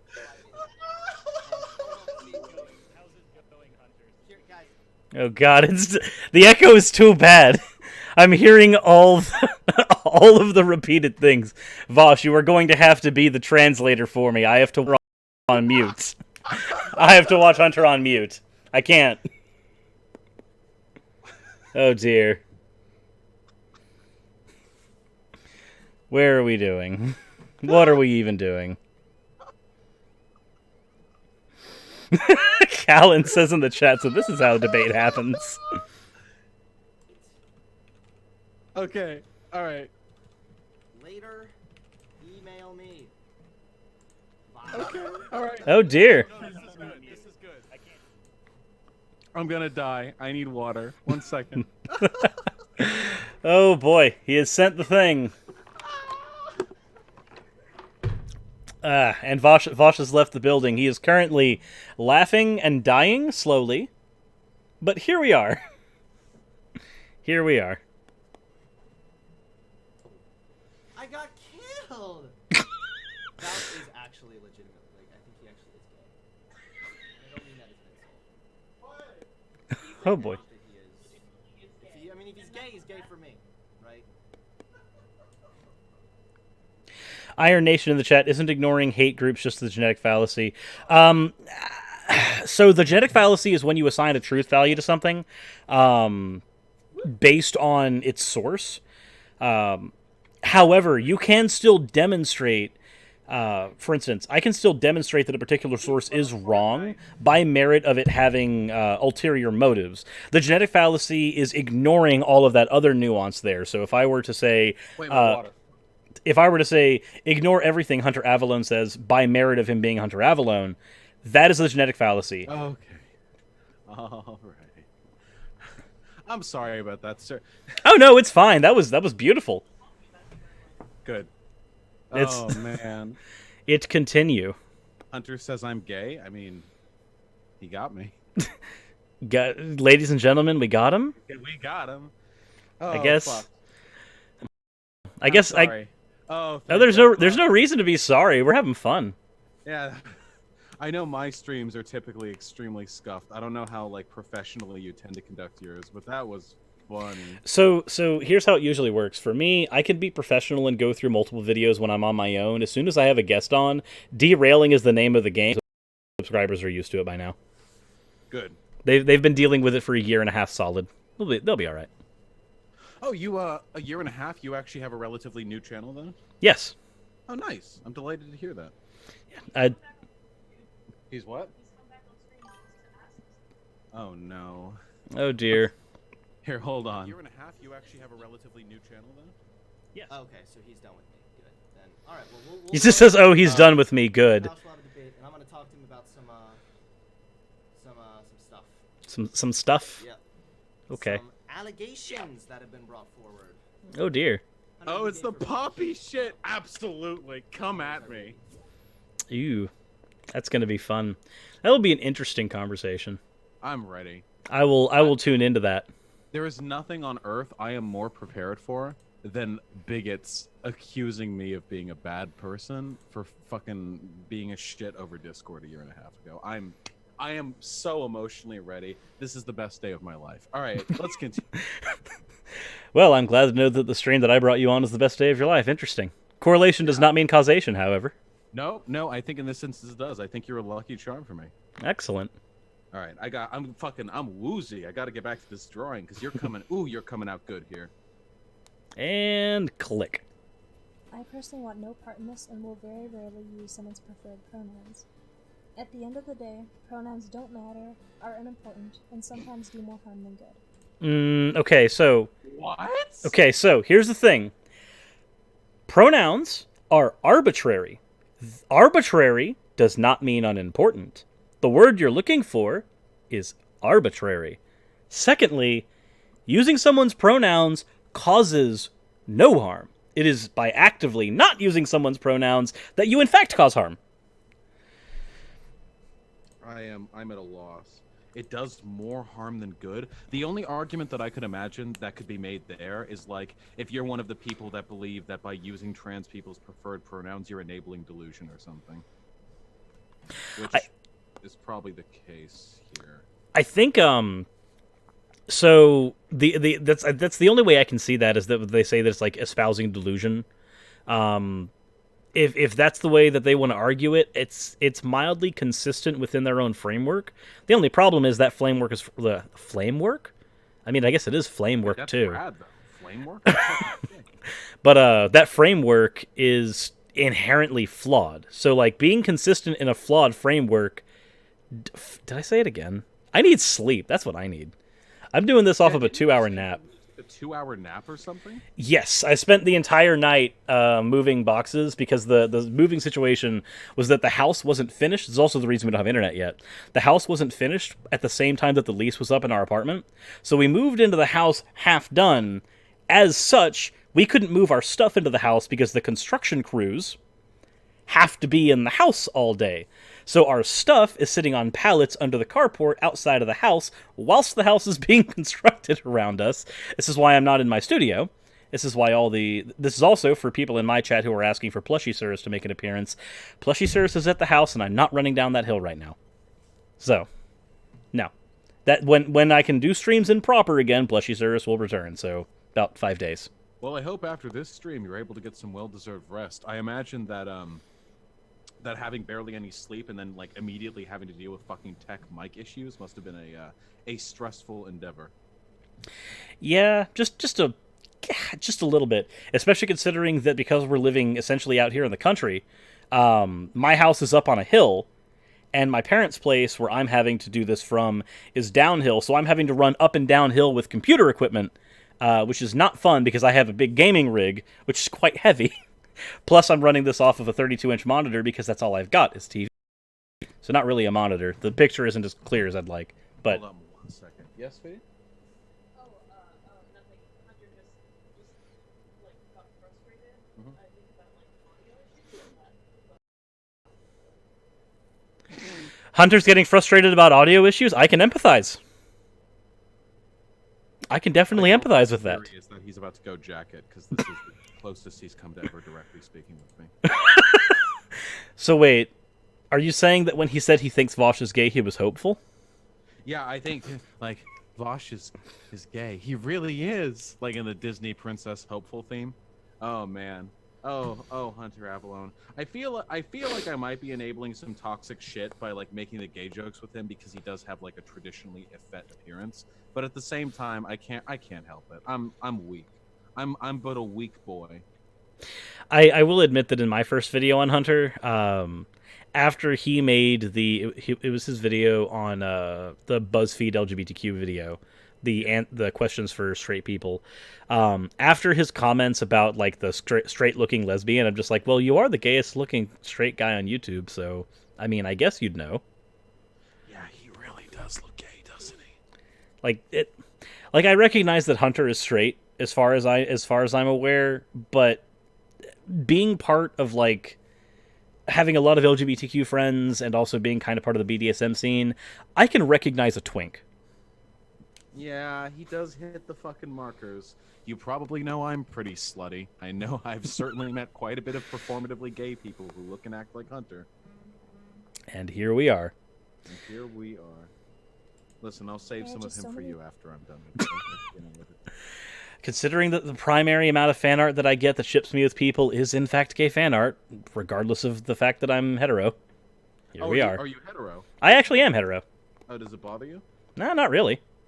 Okay. I mean, there's nothing that's like coercing me it. So if my fans, of course, no, and I wouldn't say it's the same as like being performatively like forcing straightness onto a gay person or anything like that. But, oh no. What I'm saying is that like if my fans want to ship me with anybody, regardless of who it is, like real or fictional, I don't care. Like they can have fun. It's not going to offend me. So, I receive the right after doing a collaboration with Logic, I received Tentacle Born of my character because by merit of Logic's character constantly being in a hellscape with tentacles. Good. It's just a thing that I recognize happens. I do a thing with a content creator, especially if they're male. I will see porn of me in that content creator at some point in my future. I strongly suspect that's going to happen soon between you and I. Considering the first fan art that came was of you holding my arms in a suggestive way, yes. I can see it. More important issues in the world I'd rather focus on. And so feel free to call me a man in the comments and let me know what you think. Until next time. And then we just got her end thing there. Okay, so I don't. Non-argument? It's all just a bunch of non-argument stuff. I really have no idea what I'm supposed to. I don't think there's anything I can conclude with. We pretty much went over everything as it happened. What's the bring it together? Being a cutesy anime girl doesn't excuse being a bigot. I think that's about as much as I can say. Yeah, and this just reminds me a little bit. Okay, so what I'm about to say might seem a little bit unfair, but okay. When you're a member of a disparaged community, I feel as though in addition to a bunch of, which women unquestionably are, in addition to you not accepting, being subjected to a bunch of unfortunate shit, I think there are also some responsibilities that you need to be sort of hoisted upon you in terms of becoming a token. Because I think, and this could be an emotional response on my end, but I really sincerely do believe that there is there's no lower state of a person, of a human being, of a rhetorician than being a turncoat. Like being a Jesse Lee Peterson, being a Dave Rubin, being a Milo Yiannopoulos, being an Andrew Lee Carter, being any other member of a minority group that reinforces the bigotry of the hegemonic group by like being the good one. And I think that women get this to a lesser extent because women aren't like as shit on as like say black people or trans people are, generally speaking. But it really does upset me, I think, because it makes me a little sad when I see these people, because I can't help but feel as though they're bartering for the attention and the acceptance and the credibility of like the hegemonic group to be treated seriously in spite of what they might consider a preternatural defect. In this case, the fact that she's born. This is a thing that actually happened between me and an old boss of mine. I used to be a manager at a McDonald's, and my store manager was black and very homophobic. And I pointed out to him that, not but 60 years ago, we actually had laws in America that prevented him from marrying somebody who did not share his race, which has all kinds of problems. One, it stops people from getting married and getting legal benefits. Two, it's incredibly race realist, which is problematic in all kinds of ways. And when aside from being race realist by entailment, it's overtly racist. And I pointed out that, he was a few years away, like literally, he could have been born a generation before and he would have lived in that reality. And so when he was incredibly homophobic, so when we had our conversations, I said, do you realize that gay is something you can't control? Just like being black is something you can't control. So you're literally arguing that someone who is in the exact same situation as you would have been a generation before should just suck it up and deal with it, but you're allowed to get your legal rights restored. Okay. I think that's stupid. I think that's immoral. I couldn't push him on it too much by merit of him being my boss and me needing to keep my job at the time. But when I started my channel, I was no longer working under him, so when I finally made a video about him without naming his name, I sent it to him in a private message. Good. That said, we did just receive 2 new fan arts. One is also from Spooky Boy Ray, and this one, you can't see the because there isn't an actual white background in the original art, but it is my character jumping up and down while Vaush is looking up at me going, "Is this a friend?" Hold on, I'm looking. Oh, this is so cute. And then, of course, as is normal, there is tentacle porn of me in there. Look, Specifically, tentacle porn, a feminized version of me. Them some boobies. They hanging out.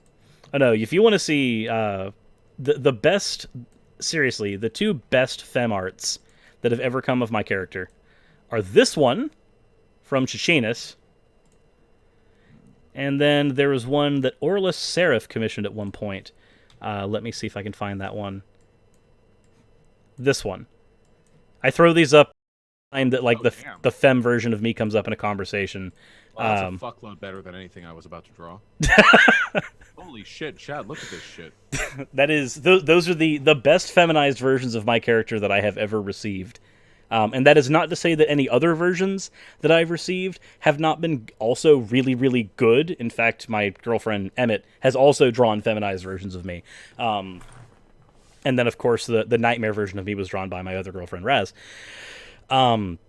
There is no part of this that says that the other arts are bad. They are all good. These are just the 2 that I have found that are my favorite out of all of these.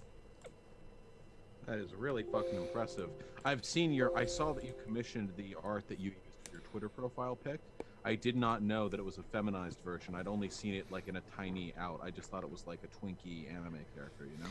Nope, that one was there had been a conversation a few times about like a Surus body pillow as a joke. So like a bunch of the jokes, like the Fem Surus thing is a meme on my channel.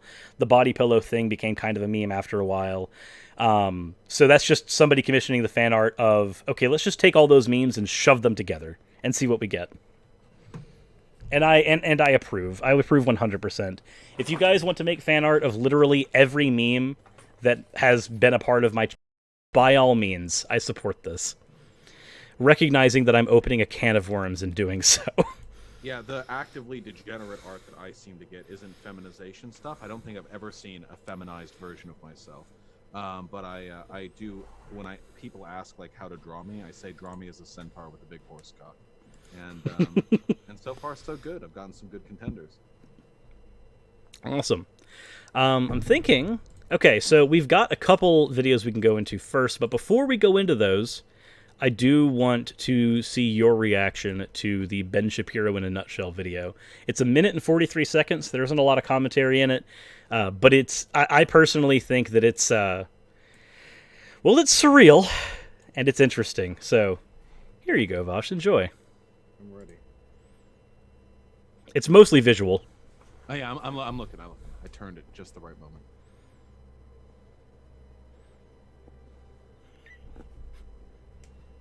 Ask a question, please. Yeah, I am waiting.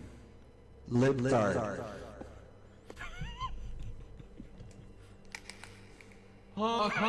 That's epic. I'm literally laughing right now. I'm sorry if it's a bit loud for everybody. Let me turn that down. No, this is the exact volume it needs to be. Thank you. Okay, question time. How about we take a question from the girl with the pretty hair? If you're familiar with Ben Shapiro's history, you'll recognize where like a lot of the stuff that's about to happen comes from.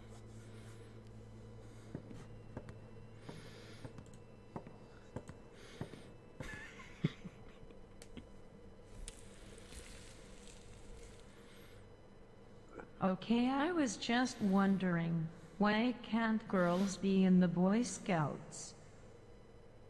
Oh, haven't you heard? I am already Tracer. Oh yeah? Where is that written? I'm a gamer, libtard. Rise up, gamers. This society is no place for us. All hail Benjamin, the only true God. Okay, this is epic. Just freaking away. I really like videos like that. Whatever style of art that is, the like incredibly fucking postmodern, like nonsense satirical shit. I'm really for it. I'm really here for it. Yeah, the surreal, like I am a much smaller channel than Surreal Entertainment, but I fully endorse, and will give my tiny shout out to them. We stand. Like he's got all kinds of weird things, like a surreal version of the Sonic the Hedgehog trailer, Hey, which is just great. Speaking of good ass shit, have you've seen, I assume, the Honk Honk video, right? Yes, Have you seen Honk Honk 2? I have not. Could Oh I ask you dear. to do so? Oh boy. It's good. Let's do it. Let's do it. Let's pull over here. Let's get out of Hunter's stream. Yes. All right. Let's see. Hong Kong 2. By a comrade of mine. Known communist Sargon of Akkad. Yep. All right.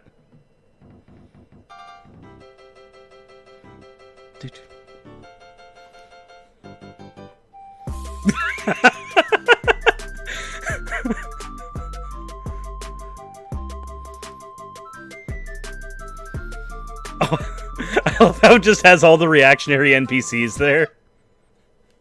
Okay. Okay. That person is a comrade of mine. They're in my Discord. I love them. That is a wonderful. Okay, my audience who aren't aware, because I know that my audience is more like the atheist skeptic stuff, not always into politics stuff. The honk honk meme is a thing that kind of got taken as a dog whistle for a lot of right wing propagandists. This is a reaction to it from the other side, which is just great. That all said, so anyone in the chat, we know that Annemae has the Why I Won't Use Your Pronouns video, and we went over that one. But she also has a anti-abortion video, which I just did a video on, so if you guys are exhausted on that subject, I understand. The one that I just did was on Steven Crowder, and he's exhausting by nature. We've also got Are Polyamorous Relationships Healthy by Annemae. And then let's talk about transgenders featuring Onision and Calvin Gara. Oh no. Really? Yes. And when she says featuring, I am imagining that she means she just grabbed clips from Onision. Yeah, probably. I sincerely doubt Onision would waste his time with a small channel like this, but still. Even though his is hemorrhaging out to become a small one himself. Yeah, good. Please, fuck him. It is so fucking gratifying seeing how many dumb fuck channels are hemorrhaging viewers. Recently I learned Aiden Paladin. You know Aiden Paladin? I'm not aware, actually. Nazi. She came to prominence after she had a debate with Destiny representing Pole on 4chan, Ooh. and afterwards she was able to become like the same. It's the same shit every time, like the waifu of the alt right, you know. But she's been fucking hemorrhaging subs lately. It's pathetic. Yeah, it's almost like when you do the reactionary thing, unless you are Shapiro, Crowder, arguably Rogan, because he says he's centrist, but I'm not convinced. I am not convinced. But it seems like unless you're one of those large people who are cross-platform, they're not just YouTube, they are everything. Unless you're one of those people, it seems to me that you typically end up getting about a year or two of really good leverage, and then people realize that you're either a one-trick pony, or they realize that most of the things you're saying are factually wrong after a while and start going away. And then you could look on their social blade and find them hemorrhaging things. Shame it didn't happen fast enough with Sargon of Akkad. Well, he did receive 0 votes for UKIP. Yeah, but now it all went to the fucking Brexit. So. Yeah. Wasn't he... He was anti-Brexit, wasn't he?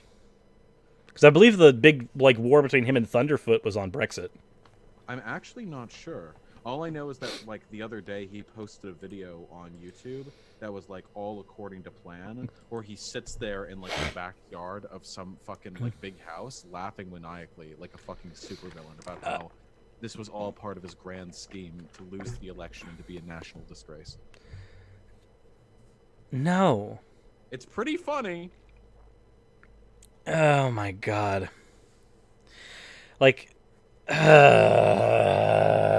Also, Bird Joe just mentioned Aaron Raw and Paulogia. Aaron Raw and Paulogia, both really good people. I like both of their channels, and I have actually sat down for lunch with both of them. They're wonderful people. That said, also, Aaron, very good taste in hot sauce. Got me onto a very specific type of ghost pepper. It was very nice.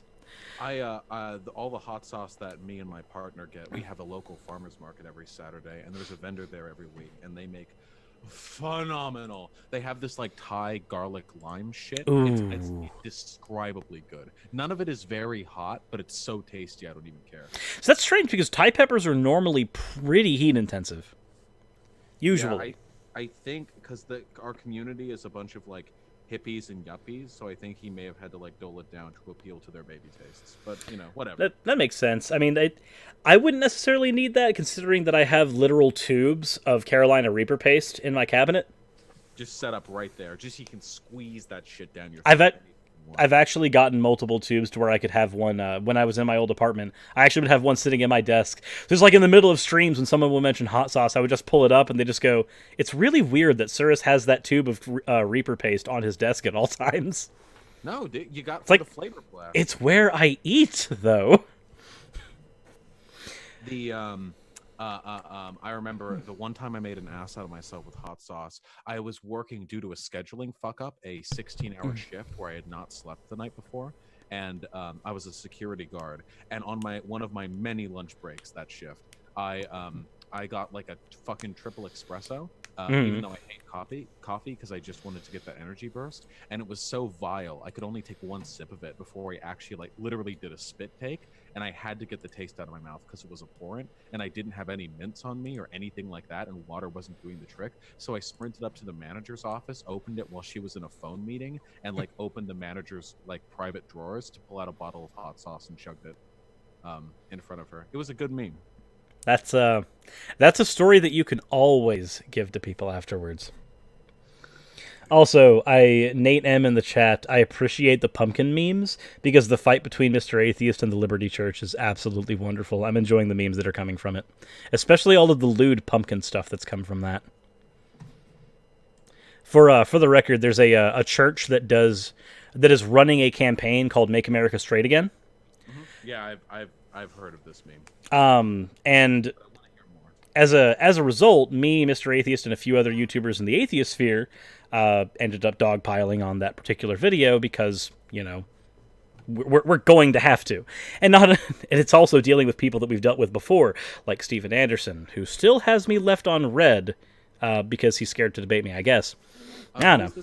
I'm not that actually familiar with like the skeptic versus religious sphere on YouTube. So Steven Anderson is the leader of a cult called, and I'm using cult in the Stephen Hassan's Byte model comports to this, called the New Independent Fundamental Baptists.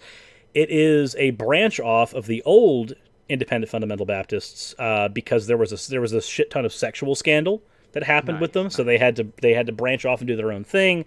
And it's not saying that they don't still have that, but they're the group of people that say things like gay people need to be killed by the government to stop the spread of AIDS.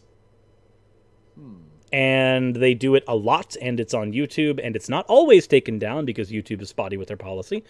But Steven Anderson is the leader of this. There's a character in this sphere who became a meme after a while, Matt Powell, because he made a video about how all atheists are just gamers that drink Coke, and that's all they want to do with their lives, and they're going to burn in hell, or something like that. He also was pro child abuse, in that he argued that if a child disobeyed their parent, the parent had the right to like murder the child. Oh, fast! Wow, that's actually a take I haven't heard before. Because he's also very anti-LGBTQ, they got him on Non Sequitur Show to speak to Bionic Dance, who is a lesbian content creator in the atheist skeptic sphere. By the way, if you haven't subscribed to Kate Bionic Dance, please do so. She's a wonderful person. I've got a collaboration with her coming up on some more LGBTQ issues coming in a few weeks, basically once I have internet. But that all said, Bionic Dance asked him to his face, or as far as you can be in face and stream, can you tell me to my face that I deserve to be killed by the United States government? Because it's a thing that he had said in sermons several times, and we have all that video footage, so he can't walk away from it, and he wouldn't. He wouldn't. Finally, What did he say? What did he bitch out and say? I have the. You know what? Here, I'm gonna go right to her channel, because she actually has the clip on her channel. That's not what I meant to click. Bionic dance. Where is your thing on this? She's been releasing videos a lot. By the way, your art is coming along well. I'm getting close to being done. Excellent. I'm so glad that you're that close to climax. I'm sorry, I had to. So okay, the thing here is- we go. So the thing is, I don't believe homosexuals should be put to death by me or by anybody, but by, not anybody, but, the people that are in our government. I believe it's our government's job to execute criminals. And the Bible says that homosexuality, it's basically like saying, well, should a murderer be put to death? Should we just accept all the Because murderers? apparently Should we this is accept murder. all the pedophiles. I believe that homosexuals are pedophiles. I believe every homosexual is a pedophile. Okay, speaking as a lesbian, I have never, ever had sex with someone who was underage. Ever. And I want you right now to tell me right to my face that you think I should die, should be executed. Go on, tell me. Right now, tell me that. I'm not going to say that because it's not for me to say. It's what. So you You don't have the courage of your conviction. You You just don't did. No, have it's not that I don't have the courage of my You can't conviction. tell No, me it's that because of your 2018 beliefs, I should die. Yeah, that's him bitching out. He's like, it's not for me to tell you. I wonder if it's because he lacks conviction, or if because he didn't want to get him open himself up to being flagged down for death threats. That's what he said. However, I believe it's in a top comment here. Hold on, let me see. Let us check. Aha! And here's the top comment on that video from Matt Powell himself, Matty Poo Butt Cheeks. I already let you guys know the reason I didn't say it on stream was because of YouTube's guidelines. Oh, that is nice. If I ever saw you, I would have no problem whatsoever telling you that to your face. By the way, there are many people like me who believe the same thing. Many is not quantifiable, Matt Powell. It means absolutely nothing. 2, argumentum ad populum. Yay. Great. 2 fallacies. Excellent. Well, one's a fallacy, one's just improper rhetoric, sorry. They may not be vocal on YouTube, but I know many of them personally. Of course you do. You're probably in the closet screwing them. If I ever end up on a panel with you again, YouTube had better be prepared to give a strike to that channel.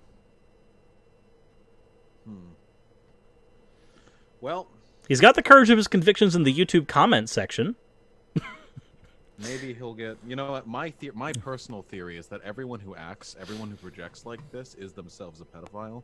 So maybe he'll be caught with child porn sometime soon. Okay. That's Given that he's part of the IFB, and that's literally one of the things that the old IFB got embroiled in, I wouldn't be surprised. Like I am not publicly saying that Matt Powell is that, or that is a thing that is going to happen. I am going to say that the reason for the IFB split, one of the reasons was sexual scandal. So seeing Matt Powell in a sexual scandal would not surprise me. Yeah, I mean, I'll say it. All conservatives are pedophiles. Every last one of them. It's insane. And I wouldn't necessarily espouse that. Now, would I say that many of them are horrible people? Yeah, probably. I'm being a little facetious. But yeah. I can tell. All right, let's do it. Let's get it fucking going. Let's get it hot in here. I am ready for our polyamorous relationships healthy. So wait, fill me in. You have 2 girlfriends. So my particular polycule is there's me. My 2 girlfriends are Raziel and Emmett. Emmett is also the lead channel artist on my channel, Gaelic Knox. So the second version of the avatar, the slightly androgynous one, the intro animation, and the animations for the subscriptions, which will play on screen here in just a second. So this subscription animation where the character walks in and does the hammer down, and then the Patreon animation where Raziel's avatar comes up and shows the patron slide, are all animations done by her. I'm both a patron of her, and I've commissioned art separately as well for stuff. So, that said, that is my shout out to anybody who wants good art and needs it for projects or anything. She's a wonderful person, and she will be able to help you with that. That said, on top of that, her other partner, my Metamor, are technically 2 of her partners because she's also dating Raziel. Her other partner is Jeremy, who's 36 in the chat. Oh yeah, also Emma does the thumbnails for my channel. That too, she's the one that did the thumbnail that I sent you. And then Jeremy is also dating Aaron, who is mine and Raziel's house guest. Neither of us are dating Aaron, but Jeremy is, so she is my extended meta. And in your opinion, when people give you shit for this, I assume it's because they're jealous that they're not getting the slam jam as frequently as you are? What's funny is that, like, as far as I've been able to tell, polyamorous relationships end up having less sex than monogamous ones. It's weird. How so? Usually because of scheduling errors and schedule conflictings. That's usually what most of it boils down to, is that you've got more people to do things with, but now you've got more schedules to juggle, so it doesn't happen as often. Sometimes just spending regular quality time happens more often than not. That said, so some of the times when I get stuff for it, I've been told that it's just an excuse for cheating. And when I'm told that, I usually ask them what their definition of cheating is. So for me, cheating is a violation of a set of rules. If the set of rules for the relationship allow for extra people to be in there as long as communication is there, then it is not cheating because the rules are being followed. Yeah, I'm literally anti-monogamy. I actually politically oppose monogamy as a concept, as a social structure. So I'm pretty on this board. I can agree with forcing it to be a social norm is something that I'm against, because I think that it's antithetical to allowing non-monogamous people to do what they want to do. It's the same reason that I think that making sure that hetero relationships are always considered the norm, I think that that's antithetical to helping LGBTQ people in their quest to have marriage equality. I think that it's all types of relationships have equal merit. By normalizing one over another, you end up forcing the other one into a backseat. Yeah, I get you. Yeah, I agree. There should be no social prohibition of any type of relationship setup, apart from ones, obviously, that necessitate abuse or exploitation, like, well, with a kid or whatever. But in regards to, like, social arraignment, in terms of monogamy or polyamory or non-monogamy or whatever, I'm with the Black Panthers on this one. The revolution has to be brought about by horny motherfuckers, okay? We can't get horny motherfuckers, like, strapped into a relationship. We need you out there, loud, queer, and proud, dicks out, okay? That's how we're gonna do it. That's how it's getting done. It's funny because I found out I was poly because of a swingers party. No shit? No shit. It was literally like it was a series of things. Finding out I was both poly and demi, meaning that. Well, you already know what that is. For anybody who's in my chat who doesn't know, I do not find the physical attraction to be like the primary thing. A lot of it comes down to personality. If it were coming down to intelligence, that'd be sapiosexual. But so for me, what ends up happening is, like, I go to a swinger party, but it's because by the very nature of me not knowing any of these people, I can't be sexually attracted to them, which is awkward. Extremely not demi. Wait.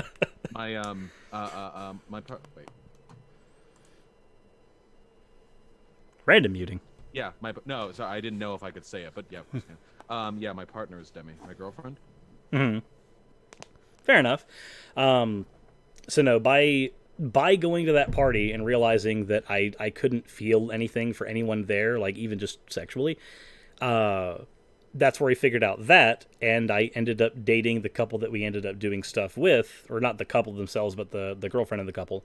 Ended up dating her, and that's where we started to kind of walk down the path of, oh wait, I'm polyamorous, and my partner found out she was as well at that time. Not a partner I'm still with. But she ended up dating the best friend of the girl that I was dating as well. So that was interesting. Very complicated, and I'm trying to keep it in my head as a matter of decorum. But what matters most to me is that you're having a good-ass time. Fair enough. Usually I find that graphs help a lot with stuff like this. Wait. Question of utmost importance. Sure. How hairy is your chest? Decently. All right. I can work with that. Thank you. Okay. All right. Oh, yeah, you are doing the art thing. All right. And now, let's see what Annemae thinks about all this. Love is arguably one of the more important things in life. It gives us hope, happiness, and a shit ton of bad movies. It's most commonly depicted as one man and one woman, pure and simple. But is it possible to be in a relationship with more than one person? And if so, how does that work out in the long run? Can we also point out that by using that rhetoric, you've also just invalidated gay couples? Yeah, Oof. that's where I expected her to say, like, it could be one man, or one woman and one woman, but can it be multiple people? Usually they do some sort of lip service to the civil rights battles that they've already given up on fighting. But not even that this time. We're just going straight fucking ye be a monogamous straighty or ye be dead. We're knee deep in heteronormativity, everyone. Let's do it. Absolutely. Well, before we look more into this, let's start with the definition.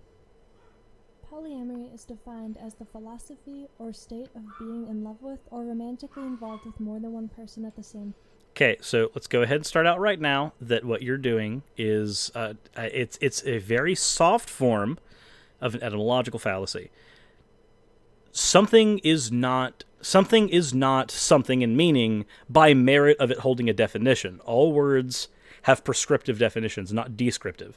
So if you appeal to one dictionary and that dictionary says something than another one, this is something that we find with Oxford and Webster's, this is where we start to have problems when you start using dictionaries as arbiters of meaning of words. So, I don't know, just issues with verbiage. I do not disagree. So right off the bat, we know that this is considered taboo and different in our culture. But just how common is this? Though we don't have an exact number, it's estimated that about 1 to 2 million people in the US are in a poly relationship of some kind. There's also other estimates that say that about 5% of Americans are in the same situation. And you may be asking, so what? Let people do what they want. Why do you always have to take issue with things that make people happy? Yeah, that'd be a good argument. Yeah, I'd say like, "Whoa, do we do it? Is the video done?" I guess and they said, "Why do you got to take away things that make people happy?" And then I said, "Oh shit, you're right." And then the video ends. Yeah, that's it. It's like 56-second video. We're done, everybody. And yeah, those are all valid points, but honestly, it's just what I love doing. So sorry, but I will continue to do so. I also let's see if we can't apply that argument. Let's see if we can't apply the great thing about it being honest is that we can apply that to other things. I recognize that it is not socially acceptable to be a racist. However, that's what I will do, not something I will do, but the hypothetical person here. That is something that I will do because that's what I like to do. It's honest, it's just bad. It's just really bad. The way it's being posited, rhetorically, makes it seem like she's an edgy interlocutor who's here to challenge preconceptions and deliver truth when no one wants to hear it. But in reality, what she's doing is reinforcing very hegemonic, very popular prejudices. So the language she's invoking is one of a maverick, but she's actually engaging in an extremely already supported line of argumentation. Yep, it's just that the because of highly vocal minorities, it seems like she is the maverick, because this is a thing that you normally get is minority groups generally speak very loudly, either because they are being grabbed by allies and megaphoned that way, or they are just speaking so loudly that this is a thing that happens. This is why. Are you saying black people are naturally louder? Didn't realize I was sharing a screen with a race realist, buddy. Oh, dearie. No, that is not my argument itself. Argument is that generally, by the nature of a minority group not being represented correctly in any minority group, be it black, gay, trans, etc., generally speaking, will have louder voices because they have to. It's a matter of where they're sitting. If you're 2% of the population in any way, shape, or form, the only way you can cause any type of political upheaval so that you can actually get either justice or equal rights or anything would be by being louder than the other 98%. I neglected to bring this up on my last video, where I talked about randomly accepting harmful and taboo behavior. And I would say, without a doubt, polyamory is both. Okay, we agree that it's taboo. That just has to do with social norms. That just makes it hotter. But, okay, I'm waiting to see the demonstration of harmful. We'll find out. In my opinion, it really prioritizes lust over love. Okay, so wasn't there a thing that I said before we ever even went into this video that most polyamorous people just find themselves having less sex than monogamous people? We're gonna come at this from such different perspectives because I'm such a fucking slut. True. Well, we're both working with anecdotes. Yeah, I think. Well, I mean, it's a false dichotomy in the first place. This love versus lust thing is some nonsense old world Shakespearean ideal meant to juxtapose what people consider to be just and truthful love, as opposed to like degenerate, useless, harmful love. In reality, this is a completely false dichotomy. You can be incredibly slutty and fuck everyone and go to the glory hole 3 days a night and get your fucking stomach pumped full, and then you can go back to your partner and love them way the fuck harder than any dejected 8 hours a day, 5 days a week Christian dad could ever feel for his wife. Potentially, hyperbolically. Or alternatively, you could be disgusted by sex, never have it, and also fucking hate your partner. There's absolutely no correlation between like the level of sexual engagement and how hard you're capable of loving your partner. It's just not a relationship I've ever seen demonstrated. Correct. If anything, the only thing that happens is that the only argument that can be levied against that is there's a need for sexual compatibility. In that if one person has a much higher libido than the other, then something has to be figured out. Luckily, if you're polyamorous, the answer to that might just be finding another partner with a matching libido, and then all your relationships are fine. But she doesn't like that solution, I'm sure. Probably not. It teaches that relationships are traps, and you should be free to sleep around and seek out other people while in a serious relationship. Wait. No. Polyamory does not say that relationships are traps. Polyamory is literally establishing multiple relationships. If you want to say that you are establishing multiple traps, it's not a thing that's happening here. Secondly, in polyamory, you typically, not all the time, but typically you have established long-term relationships with multiple people, not just overt sleeping around. What you're talking about is a concept called the open relationship, and it is different, just as polyamory is different in concept than polygamy or polygyny. It is tangentially related. Yes, there can be a polyamorous person in a poly relationship who is also practicing a form of open relationship, but these are not the same thing, and to argue that they are is dishonest as hell. It's from a different. I do think relationships are traps. Fuck relationships, honestly. Fuck them. But that's not an argument against polyamory. Like you said, that would just be laying multiple traps. If you think a relationship is a trap, why would you seek to establish more? Like you said, an open relationship would be a stronger argument in favor of the idea that would be something you could levy the criticism of believing that relationships are a trap for, because you don't necessarily form relationships with the people you fuck. But even then, open relationship is, by its definition, still a relationship. If you feel relationships are traps, you probably don't get into a relationship. Why would, if a person thought that relationships were traps, why would they subject themselves to multiple of them when they could just live the fucking neat incel life? That's easy as fuck. Being an incel is easy. Very little effort. You even get your own subreddit. Exactly. You get so much representation, you little snowflakes, All right, so we have a very interesting picture that is another me and Vaush picture. And now, another fan art that has been submitted in here. That one's from Calord. We have another one from Spooky Boy Ray. And this one, Vaush, you've received your first femme fan art, I imagine. Oh, I'm ready. Hold okay, on. I'm opening up your stream. I need to actually get it into the stream first. It's going to take just a second. No Boom. worries. There it is. Running muted. There we are. Let's just do that there. It's with the femme version of my character too, so it's fitting. I am being accosted. Absolutely. 10 out of 10. I'm barrel chested right now. I'm barrel chested. I'd have huge fucking honkers. I love you've still got the broad shoulders and everything. Just weird because my character when my character gets feminized, I end up turning very, very lithe. But yeah, I've always hoped, because I'd be totally cool. I really don't give a fuck about gender. I'd be totally cool being a woman, or being a cisgender woman or whatever. I wouldn't mind that at all. But if I did, I would want to act the exact same way that I do now, and still value the things that I do, like strength and charisma and authoritative rhetoric and so on and so forth. So I feel like as long as I'm a fucking 6'2" ripped, well, I'm not ripped in this body either. You know, yoked, okay, yoked. That's my shit. Sorry, Get him in I know here. this video is just all my opinion, but I really cannot get behind this type of thinking. Well, good, because that's not the type of thinking that most polyamorous people have. In fact, I can't function in an open relationship, one by merit of me being Demi. I literally can't do the sleeping around thing because the arousal part's not going to fucking happen. So, here we are.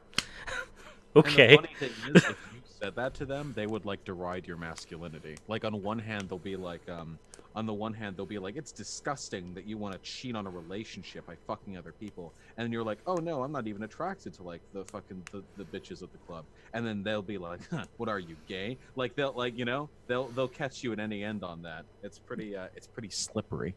Yeah, and you know what's fine? I'd be willing to bite the bullet on any of those. Just be like, oh, okay, so you think I'm gay. Okay, cool. So what part of my argument hinged on me liking a dick or not? And that's usually when they'll just kind of go, oh. Or they'll flounder and say something that's that's a complete non sequitur, and then you just get to play chess with them while they're playing checkers, and it's great. So dumb, bro. It's no fair to keep Bird caged. Oh, this is a response video. Oh dear. Cage who's whistling listless tunes and looking out the window longingly, or a bird that you don't own but comes to your windowsill every morning and sings a nice little song to you, and you're like, oh, I wonder where you've been, bird, but I'm glad you're back. I believe it's harmful and toxic to teach this best of both worlds mentality to this young and impressionable generation. We have the reels over feels person, and they're going to the please think about the kids argument. Okay, look, if a child is introduced to the concept of polyamory, which, by the way, one of my best friends, who I haven't spoken to in a little while just because we were best friends over WoW and I don't play WoW anymore, but one of my best friends was in an active polyamorous relationship while having 2 children. These children, both from different fathers, the 2 fathers that were in the relationship, these children grew up with polyamory as a concept, understanding it, recognizing it, and you know what it affected negatively in their lives? In the 14 years I've known this person, abso-fucking-lutely nothing. Well, they would unquestionably argue that's a form of child abuse. Easily. That's cool, and you know what? Most of the people who argue this are going to be Christian, and then I can just say that the teaching of the doctrine of hell is child abuse. Cool. Well, got him. We bite our bullets where we can, I guess. But that's for them to be consistent in that argument. That argument would then lead that any non-normative relationship, because that's what a polyamorous relationship is child abuse to the child. So they would have to then admit that a gay relationship is also harmful to the child, and depending on the era we're talking in, a mixed race relationship is harmful to a child by that paradigm. Unfortunately, like people like Nick Fuentes would say yes to both. And you know what? What's funny is that my job isn't to take somebody like Nick Fuentes and change their mind. My job is to demonstrate to my audience that they're an idiot. Which they are. Nicky J. Fuentes. If I ever talk with Fuentes, I'm gonna read up on Spanish beforehand, try and trigger the fuck out of him. Oh dear. Our interracial. Wait. Do you know about Fuentes, the white nationalist who's himself 1/4 Spanish? But the thing is, the best part is that Fuentes. But the best part is, he says because he's Castizo Spanish, he does soul math, like how much of your soul is white. He says he's actually 91% white because he's Castizo Spanish. But that argument still means that 9% of him has to be cut out, right? Yeah, I'm gonna absolutely. If I ever talk to him, I'm gonna bring out the Spanish. I'm gonna talk about this fantastic interracial discussion we're having. I'm gonna trigger the fuck out of him. Oh god, it'd be fun. I'm sorry. This is. It's a tangent, but it's a funny one. I just can't really see it as anything more than a bad example to be setting. I know okay, but how? People are going to be mad at me for saying this, but the truth is, it is about the sex. Oh, okay. So we're gonna do 2 things here.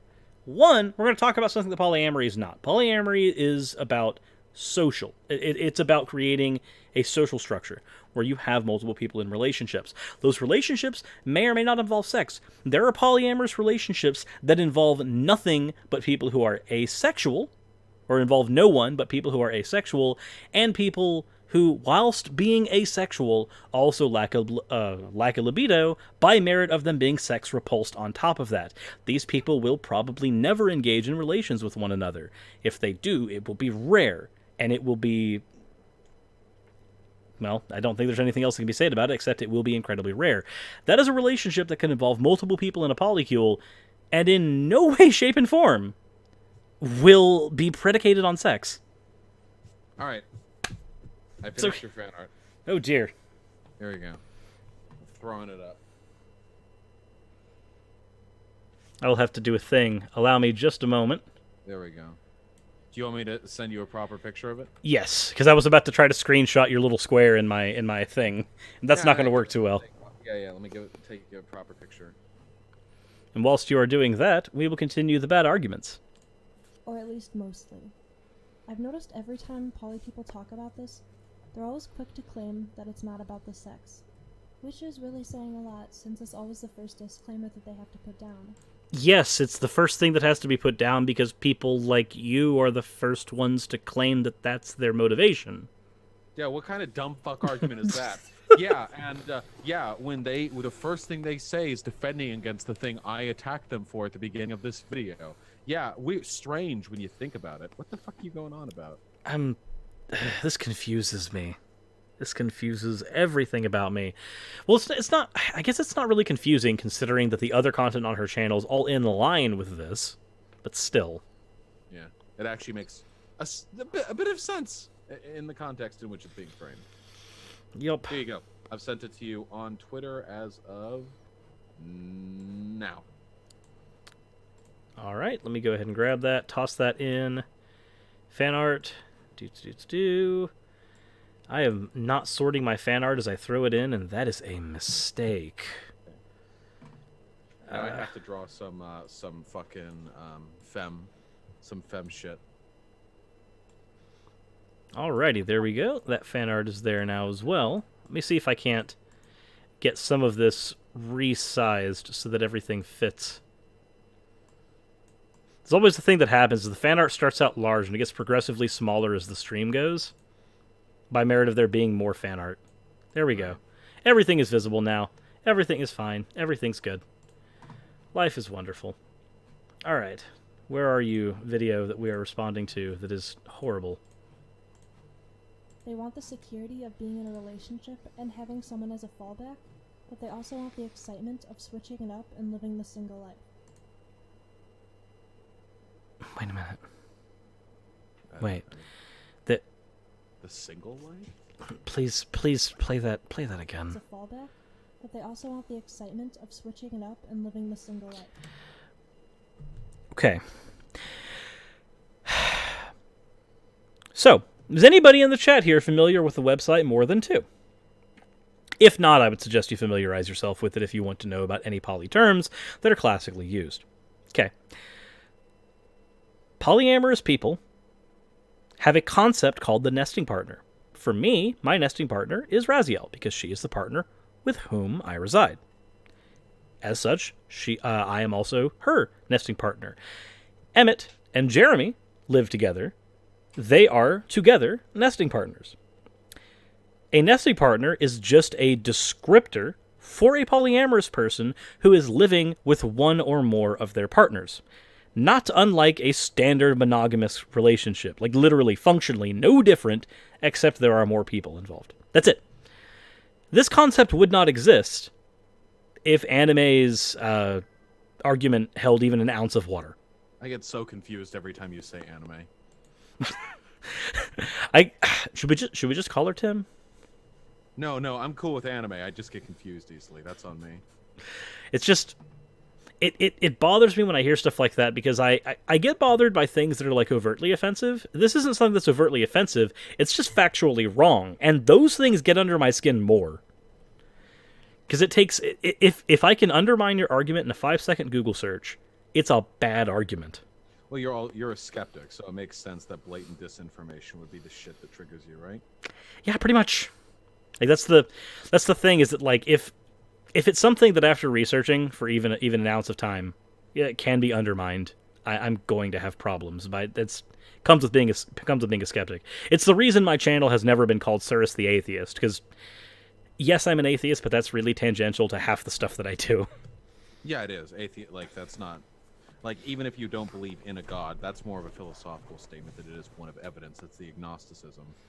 Or believing that you don't have, like, the metaphysical... Or the ability to comment on the metaphysical, right? Am I speaking out my ass right now? You know what? Forget it. Play the video. I was about to say, I actually have a video on this. So agnosticism is it's proposed by Thomas Huxley, and it was classically his argument was that it was the normative position, the position of suspension between belief proposition A and belief proposition B, or belief proposition A and the negation of proposition A. Belief proposition A is theism. The negation of theism is atheism. The suspension between the two is agnosticism. That was Thomas Huxley's point. Woo. Yay for really, really boring philosophy conversations. I don't find philosophy boring at all. I'm going to have to learn more about it when I start arguing more and more with, like, more evidently horrible human beings. Evidently horrible. Let's go with... And I know my chat's going to try to lambaste me for that, because the atheist versus agnostic debate has gone on for a while now. The video that I did laid out that from academia, from like ivory tower academia, what I just said is factually correct and can be verified through all the literature. However, atheist also has a colloquial definition where suspension of belief and the negation of the claim are both there. Agnostic and atheist are equal in that position, and it's why we have to hyphenate different forms of atheism in the colloquial sense now. By merit of having sloppy language. When you have sloppy language, you then need qualifiers for that language. But I can't argue with what common parlance is. That's just what it is. And a lot of people that are monogamous think that polyamory is just all sex. You know? Sex with them is okay, but not great in every possible way. There's something so special about undressing someone for the first time, feeling their excitement in your hands and hearing them say rude words to you next. Okay. But you don't want to give up the relationship you're already in, which is pretty good in some key ways. When you've been with someone for 2 years in a different kind of relationship. I think we both, after 2 or 3 years in a monogamous relationship, start getting that kind of the itch. Yeah, that has nothing to do with it all being about sex. That has to do with seeking excitement. You can seek excitement through a variety of reasons. This is why we have the concept of the midlife crisis. People get to a point where they want to seek excitement. That excitement can come in the form of sex. It can come in the form of mountain climbing. Also, we shouldn't bite the bullet on this. Even if all of this, even if being polyamorous or seeking non-monogamous relationships, even if these things do stem fundamentally from a desire to satiate one's personal interests in a very hedonistic way, which they aren't, but even if that was the case, so what? Well, there's not a good argument against hedonism. We live in a liberal society. People, as long as they're not violating the rights of others, have every right to engage in whatever kind of free association they choose. And I fully support that principle, even as a degenerate fucking anarchist. So, another fan art has been submitted, and this one was apparently on your Lucky Charm comment. Oh, shit. I'm ready. It's a bit hard to see because of how small it is, so I'm going to make it large just for the chat to see for a second.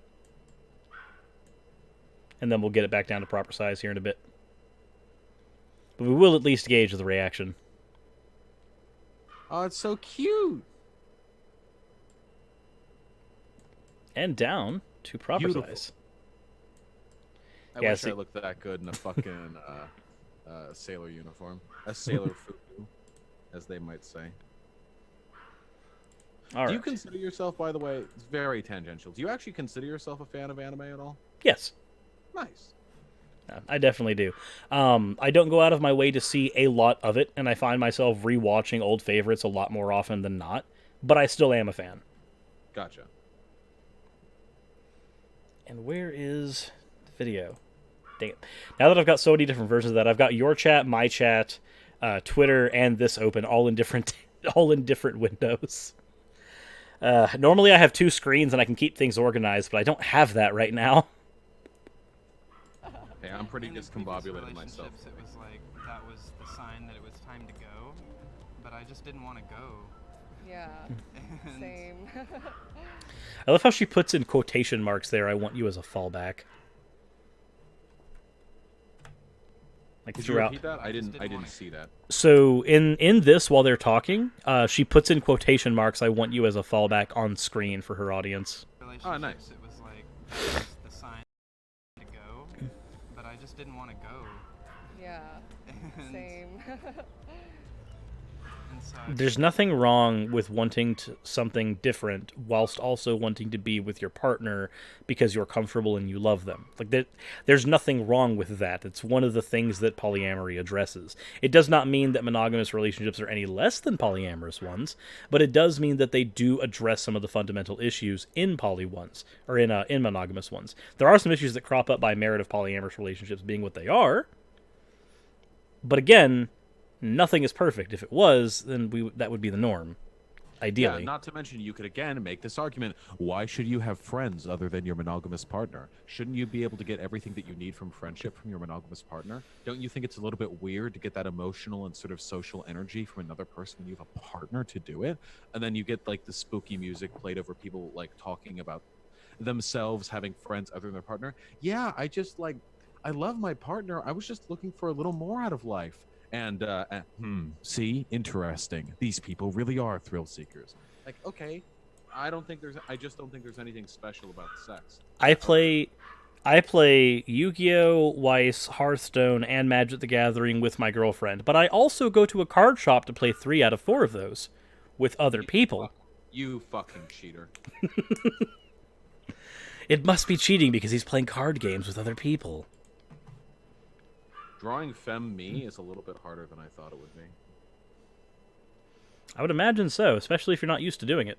I'm really not used to doing it at all. Jesus. we just had to find a way to make it work so that we could get our needs met and still be with each other. Yeah. So I went over to the Yeah, house so what's to wrong with record the that? podcast, and we all got really drunk and we're talking about threesomes, and then we ended up having one.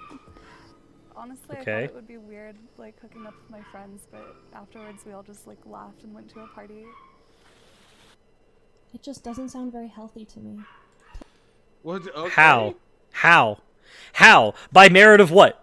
By merit of what doesn't it sound healthy? There's a concept in philosophy called foundationalism.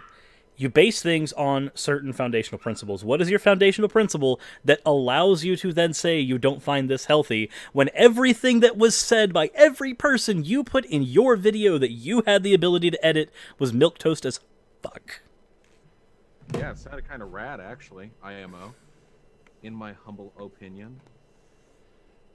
Plus, something I've noticed about this is most people who fall into this type of relationship have been dating for a while. Yeah, it's almost like when monogamy is the norm, you will find yourself in monogamous relationships more often than not. And sometimes you will be in those relationships when you discover that you are non-monogamous. Brain blast. This is just this is the thing that happens. It's like there Also, are... I think it's reasonable and fine to say that a polyamorous relationship is probably by its nature more complicated and thus a little bit more advanced than a monogamous one. That doesn't mean it's worse, but like, yeah, you figure out that you can have a relationship dynamic with one person, then, oh, this third person's pretty cool and we like them too. The fact that something has a higher level of complexity is not an argument against it. None of these things are argument. It's so much fun. Are you saying that something being complex and therefore being bad isn't a good argument for somebody who's simple-minded? It's actually a very bad argument. Because I would say that if you have a really simple and narrow scope on things, then things getting progressively more complex is scary and therefore bad, right? Listen, I'm going to bite the bullet on this one. I agree. Non-monogamous relationships and polyamorous relationships can be a little bit scary sometimes. But you know what? That's just the blood pounding through your heart that tells you that the peak of the mountain is just a few steps ahead, okay? Fuck that person. Consensually and with the approval of your partner. Or don't. I see that Scienceus says, any advice for spider polys? What is that? Spider. It's a spider poly is just when you have a relationship structure that looks like a spider web when you put it in a diagram. You have a partner, that partner has a partner, that partner has a partner. So you have very like far extended metas. My relationship is get Google Calendar and make sure that you all are on Google Calendar. That is probably like my primary thing. Like, we at least can coordinate, like, with our set is 5 people, so we can at least say, okay, there's certain days of the week that we do stuff, which is something that as soon as we have internet, we can finally start doing again. That's a thing we can do because we have a relatively smallish polycule. I know 5 sounds like a lot to some people, but I've met people who are in 14-person polycules that end up being spider webs. For those people, seriously, just get Google Calendar, sync it up, and make sure that your schedules are on there. That's the best advice I could give you. I could never do it. I just don't have the patience. As if they're getting bored of their relationship and are looking for new ways to keep it exciting. So for example, most people who've been married a long time will decide to bring home a whip and try bondage or something, whereas polyamorous people will bring home a whole nother person to have sex with. Actually, a lot of polyamorous people are pro BDSM, so they might just bring the person and the whip. Also, the statement "just to bring home another person" implicitly suggests that you're doing so without the consent of the partner. The whole way she's framed this is that one person in the relationship wants more, not that both people in the relationship agree to add more people into the relationship. At no point in this video has she acknowledged that this is a mutual thing between both partners. Also, someone in the chat said that Vaush was really quiet in there. I have Vaush turned up as loud as he can get on my end, unfortunately. Am I quiet, folks? In my chat? Am I quiet? Vaush, the last thing I would ever call you is quiet. Yeah, I tried my best to keep the volume consistent with the character. I'm getting a whole bunch of no's, so I don't know what that might be. Maybe that person just didn't. Okay, well, we've been having audio issues literally all the time, so perhaps it's just another one of those, as we are. It's almost never 2 young people who decide to bring in a new person after the first date. It's always after... Correct, because... That'd be kind of weird. Yes. After the first date? Pardon me for sounding... For engaging in a... moral repulsion here, but I think after a first date, it's a little bit tactless to say, all right, bring in another one. All right, wait till the second date. I don't know what the... Of course nobody's doing that. What the fuck? Were there to be a person today who wanted to date both and Raz, it would behoove them to date one of us first and then the other afterwards, so as to establish that relationship and then move to the next one and then establish that one. And once they are both established relationships, you can move on with them being healthy here, because there's a concept in the polyamorous community called NRE. It's an acronym for New Relationship Energy. So whenever you've got problems and friction, whenever a new partner is brought in, New Relationship Energy is usually a thing that is used to explain why that is. Why does it seem like your partner is more infatuated with the new person? Well, because they have NRE right now, and that will fade. Once that fades, then things will go down to normalcy, and you'll be able to figure out how you'll actually function in a relationship. If you start relationships with a bunch of people at the same time, you have no idea which people you're actually going to be functioning with or not after a certain point. Never heard that before. I know about the NRE thing, but I hadn't heard about that specific explanation as to how it might affect the ability to integrate multiple people into a new relationship once. And Jeremy in the chat just mentioned that that's basically what happened with us. Emmett started dating Raz first, and then after a few weeks started dating Cirrus, me, and then a month or 2 later, Jeremy was able to then date Aaron. Like, that's a thing. There's a progression. It works better when you do it like that, because, for instance, if NRE fades with one person but you still have it with another, and you're starting to fade out with this one person, in a normal setting you might just realize that things are going to establish normalcy, but instead, when you're having conflicting fading times of NRE with 2 people at the exact same time, you might end up shoving one person aside for the other because you're maintaining it longer with one partner. You avoid that by staggering these things. It's a very common concept. Anywho, clicks. After they've been together for a year or two. Or at least that's just what I found in my research. I understand that there are exceptions. As always, you can't just be polyamorous and leave it at that. No, you have to advocate for it, push it on people, talk about it, and create all these crazy rules. It's almost like being marginalized means that you have to validate yourself. That's normal freaking concept. It's Not like a heckin' argument. For what you can Like, and none you of cannot none of do. these address any of the central conceit. Not a single word has been said as to how this is unhealthy or why it shouldn't happen or why it shouldn't be encouraged. Not a single word. Where are all these feels coming from? I have no idea. This is repeated until it's just one giant clusterfuck of a relationship, and surprise, surprise, somebody gets hurt. Yes, just as in monogamous relationships, sometimes people break up. This is Like all the time. Like divorce rates are rising. People get their feelings hurt all the fucking time in monogamous relationships. Like constantly. Like no one ever goes like, oh, monogamy. Nobody does that shit. Excellence USAF in my chat just said research, as in the anti-vax version of research. Yes, this is anti-vax level research. I looked through 15 articles that were against my position, but I found the one that was agreeing with me on the 16th try, and I decided that was the one I was going to go with. The idea of sharing your partner with somebody romantically and sexually would make almost anyone feel uncomfortable and jealous. So, that's an argument from Feels. Whereas polyamorous people are just so cool and hip, they encourage it. I was in our second room working. Caleb and our friend were in our bedroom. I had to get something, so I walked in. And they were in a very nice, sweaty, sexual position. And I was like, oh, y'all look really beautiful. And then I told Caleb that I was going to the grocery store. Okay. I don't know about you guys, but when I first learned about this type of relationship, jealousy was the first thing I thought of. Yes. And guess what? We have terms for that too that are incredibly useful. We have jealousy, which is the feeling of resentment when your partner is with another person. And then we have compersion, which is the feeling of happiness when your partner is with another person. It's almost like all this shit has already been addressed within that community. My solution is just never being jealous. I just don't feel jealousy at all. I wish I were you.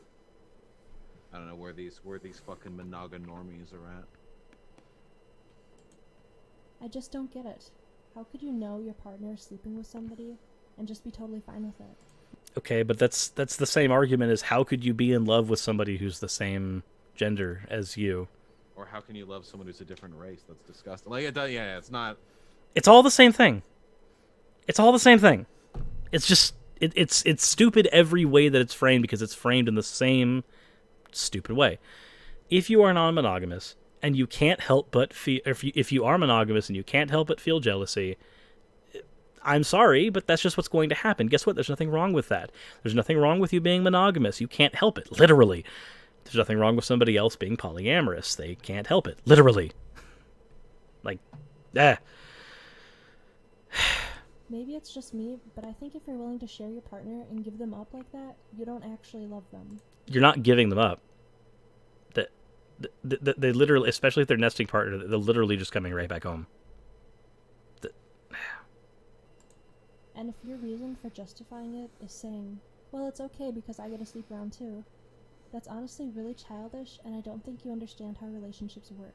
So we got the slut shaming in there now too. Great. Or do so many of these relationships seem to be with older people who have children? Why do they think it's appropriate to formulate this type of taboo relationship around kids? That exact same argument you could make up around fucking black people. Literally the exact same argument. There are no differences. They don't even try to hide it either. The children are almost always fully notified that their dad is plowing 3 chicks at once. If you... I mean, okay, so how is that different than the dad being fully notified that he's plowing your mom? Like, what is the functional difference here? It's just cooler? I think that's the problem. If you want to sleep around, I guess that's fine, but please leave the kids out of it. Okay, I think that's pretty much all I have to say. I don't know, maybe I'm just weird, but I cannot see how a relationship like this could possibly last. You're not weird. You are quite literally the norm. Like, by definition, that is the issue here. You are the norm, and the weird thing grosses you out. Fucking normies. This isn't really a debatable topic, so I don't have many statistics or facts to say it doesn't work. You don't need stats. You don't. Wait. Hold on. You don't need stats and statistics for something to be debatable, because debates happen within philosophy all the time without stats and statistics. They happen for epistemological reasons. It just means you can't come up with an evidential argument. That's what it means. If the only argument you'll ever accept is evidential, then of course you think that you can't debate this because you only accept evidential arguments. But, whatever. Feels over reals. But just hear me when I say, this is my personal opinion, and those are fun to voice, backed or not. Let me know what you think of polyamory in the comments below. Thank you for watching, and see you next time. How active is this channel presently?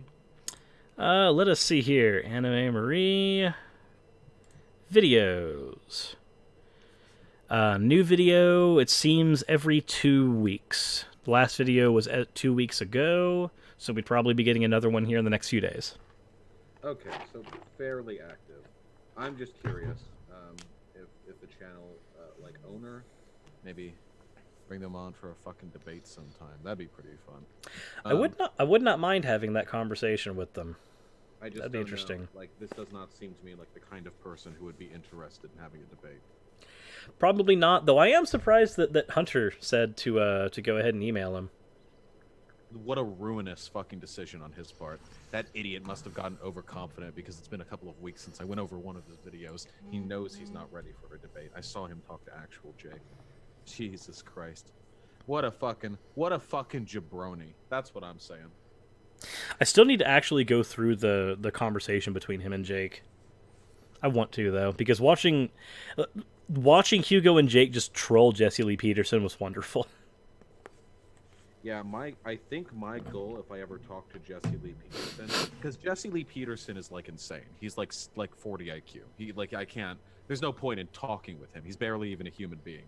I think my goal, if I was talking with him, would be to be as racist as conceivably possible until I could get him to bite the bullet on some things. Because he's a white supremacist, but everything that he says reaffirms the position that black people are animals, not humans. And I think that if I talk to him and I was like, yeah, I agree with you. Yeah, I just think da-da-da-da-da. I think if I could ever make him go whoa, that's kind of racist, then I think I could jump on him for that. That would be really fucking funny. Considering that his position is overt racism. Yeah, exactly. That would be my goal. That'd be my goal. Because why not? There's no point in actually talking to him like he's a person. He doesn't act like one. But have you heard about the fallen state? I heard about the fallen state and the children of the lie. And that's what they tell you, that black people aren't doing the killings and the rapings and stuff, but they are. That's true. Do you love black people? I love black people. I love black people. Answer the question. Holy fuck. And the best part is, because of the speech impediment he had as a kid, his accent is distinct from typical AAVE, meaning you can do an impersonation of it without it coming off racist. Yes, I love him. He's like God's gift. He's God's gift to me specifically. I love Jesse Lee Peterson. I love him. It's funny, I actually did a stream a few weeks ago when we actually had internet. There was an interview between Jesse Lee Peterson and Steven Anderson. And considering Steven Anderson's the big LGBTQ hate preacher, the dude's banned in 31 countries, by the way. Yeah, how do you manage that? One that went to South Africa to preach and to work with the governments to execute gay people. Yep. Yeah, that guy. Yeah, that cool dude. That cool man. Now, when I found out that there was an interview between the two of them, I just went, this is all of the worst things in the world compiled into one little area. Excellent. Ugh. That said, on my end, it is getting somewhat late as far as stream-wise Oh goes. yeah, I have to pick up my beautiful baby geckos from a friend who's holding them soon. I want to say though, before we wrap things up, that I ended up enjoying this substantially more than I thought I would. I am generally antisocial, but I very much enjoyed speaking with you. I did as well. This was fun, and going over a couple videos and kind of crashing Hunter's stream made this kind of an eventful time. Yeah, that was funny as fuck. God damn, I can't believe this that I can get a debate set up with him. That's gonna be my biggest debate poll yet, actually. Who else have I talked to? Is he bigger than he is bigger than Shu, isn't he? Oh no, I'm pretty sure Shu on head is bigger, but I could never debate Shu. I think Shu is a timid baby when it comes to debate. I still can't believe Shu likes my channel. That's so surreal. Yeah, that is kind of strange. Very strange, actually. But, yeah. I won't complain. I think she's pretty funny. Whatever the case is, I really enjoyed speaking with you, comrade. I did as well. And hopefully, everybody in both of our audiences enjoyed this interaction as well. And I have enjoyed the copious amounts of fan art that has come out of this as well. Yeah, wait. Before we cut it, can you give me like 2 minutes? Because I'm almost done with me. Only on one condition. You Yeah? keep everybody entertained for long enough for me to use the restroom. Absolutely. That is a thing that you can do. Amazing. All right, listen. Q&A from Surus's stream. Surus, I'm currently watching your stream, or I'm watching you people. Okay, ask me questions, and I'll be Jesse Lee Peterson. Okay, ask me questions. Go. I'm watching.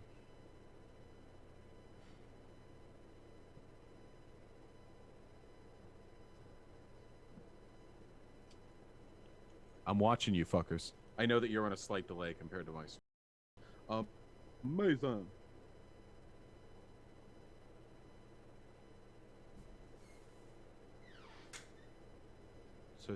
Surus has now Surus is a children of the lie. So when Surus said he got a big, when he got a big thing, then he lying, cause he's a children of the lie. I do not own a cabin. Eating ass that's Satan. That's Satan stuff right here. And you know who only the kind of people who eat an ass? Betas! Alright, I can't do this anymore. Yes, I love the film genres of video games do you like? I like roguelites. That's been my shit lately. IMHO. There we go. Does Vaush have a big peepee? I would, yes. The honest answer to that would be, if he didn't know, then we'd have some questions. Yeah, it's part of my fucking content at this point. Okay, hold on. I'm so close. We're getting there, guys. There was a message. There was a message up here. How often do you masturbate? Well, so far there's been 2 times from Vaush on stream. We're closing in on the end of the second one. You or me? I have no idea. Could be for either at this point. I've been too busy fucking my girlfriend lately, okay? But like when my GF is busy, the rates pop up. Kanu in the chat says, "Is Surus a furry?" The answer to that is no, though I am very pro furry. Comes with going to anime conventions. Are you going to AX?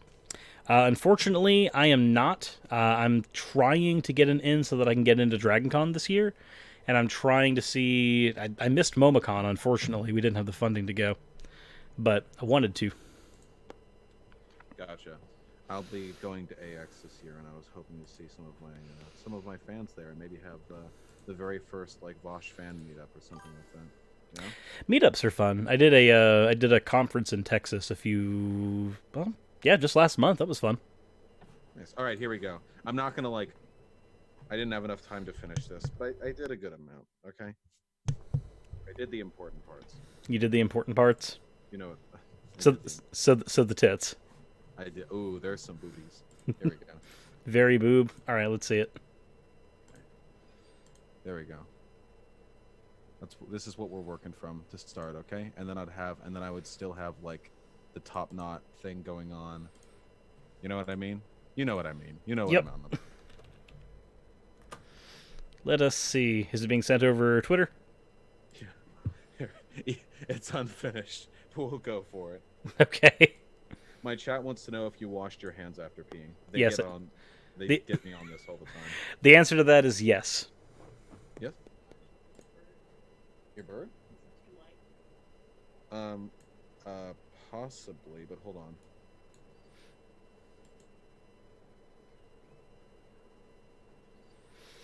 There we go. I sent my boobies to you.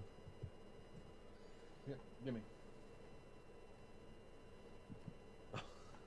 Also, my GF. It's pretty light. My GF drew a D&D character, and it's a big pigeon Aarakocra with a scythe. It's super light. Hold on. Let me... Yeah, that's... Zoom. That doesn't help. that made it worse. There's some level of lighting. Let's see. From a distance? From I a don't dist- think it's happening, babe. Nope. Not right. I can kind of tell like the little like the head bending down a little bit. That's about it. Well, it's cute. It's cute in person. Whatever the case is, we should probably wrap. Cyrus, I tremendously enjoyed speaking with you, and being that I am an antisocial fuck who barely responds to social media, it might be a while, but I do hope we can catch me in the fucking DMs, okay? Catch me in the fucking mentions. Will do. We'll definitely do so, and I hope you guys all enjoyed the stream as well. If you did, let me know, and if you didn't, definitely bitch at me in the comment section. It's what it's there for.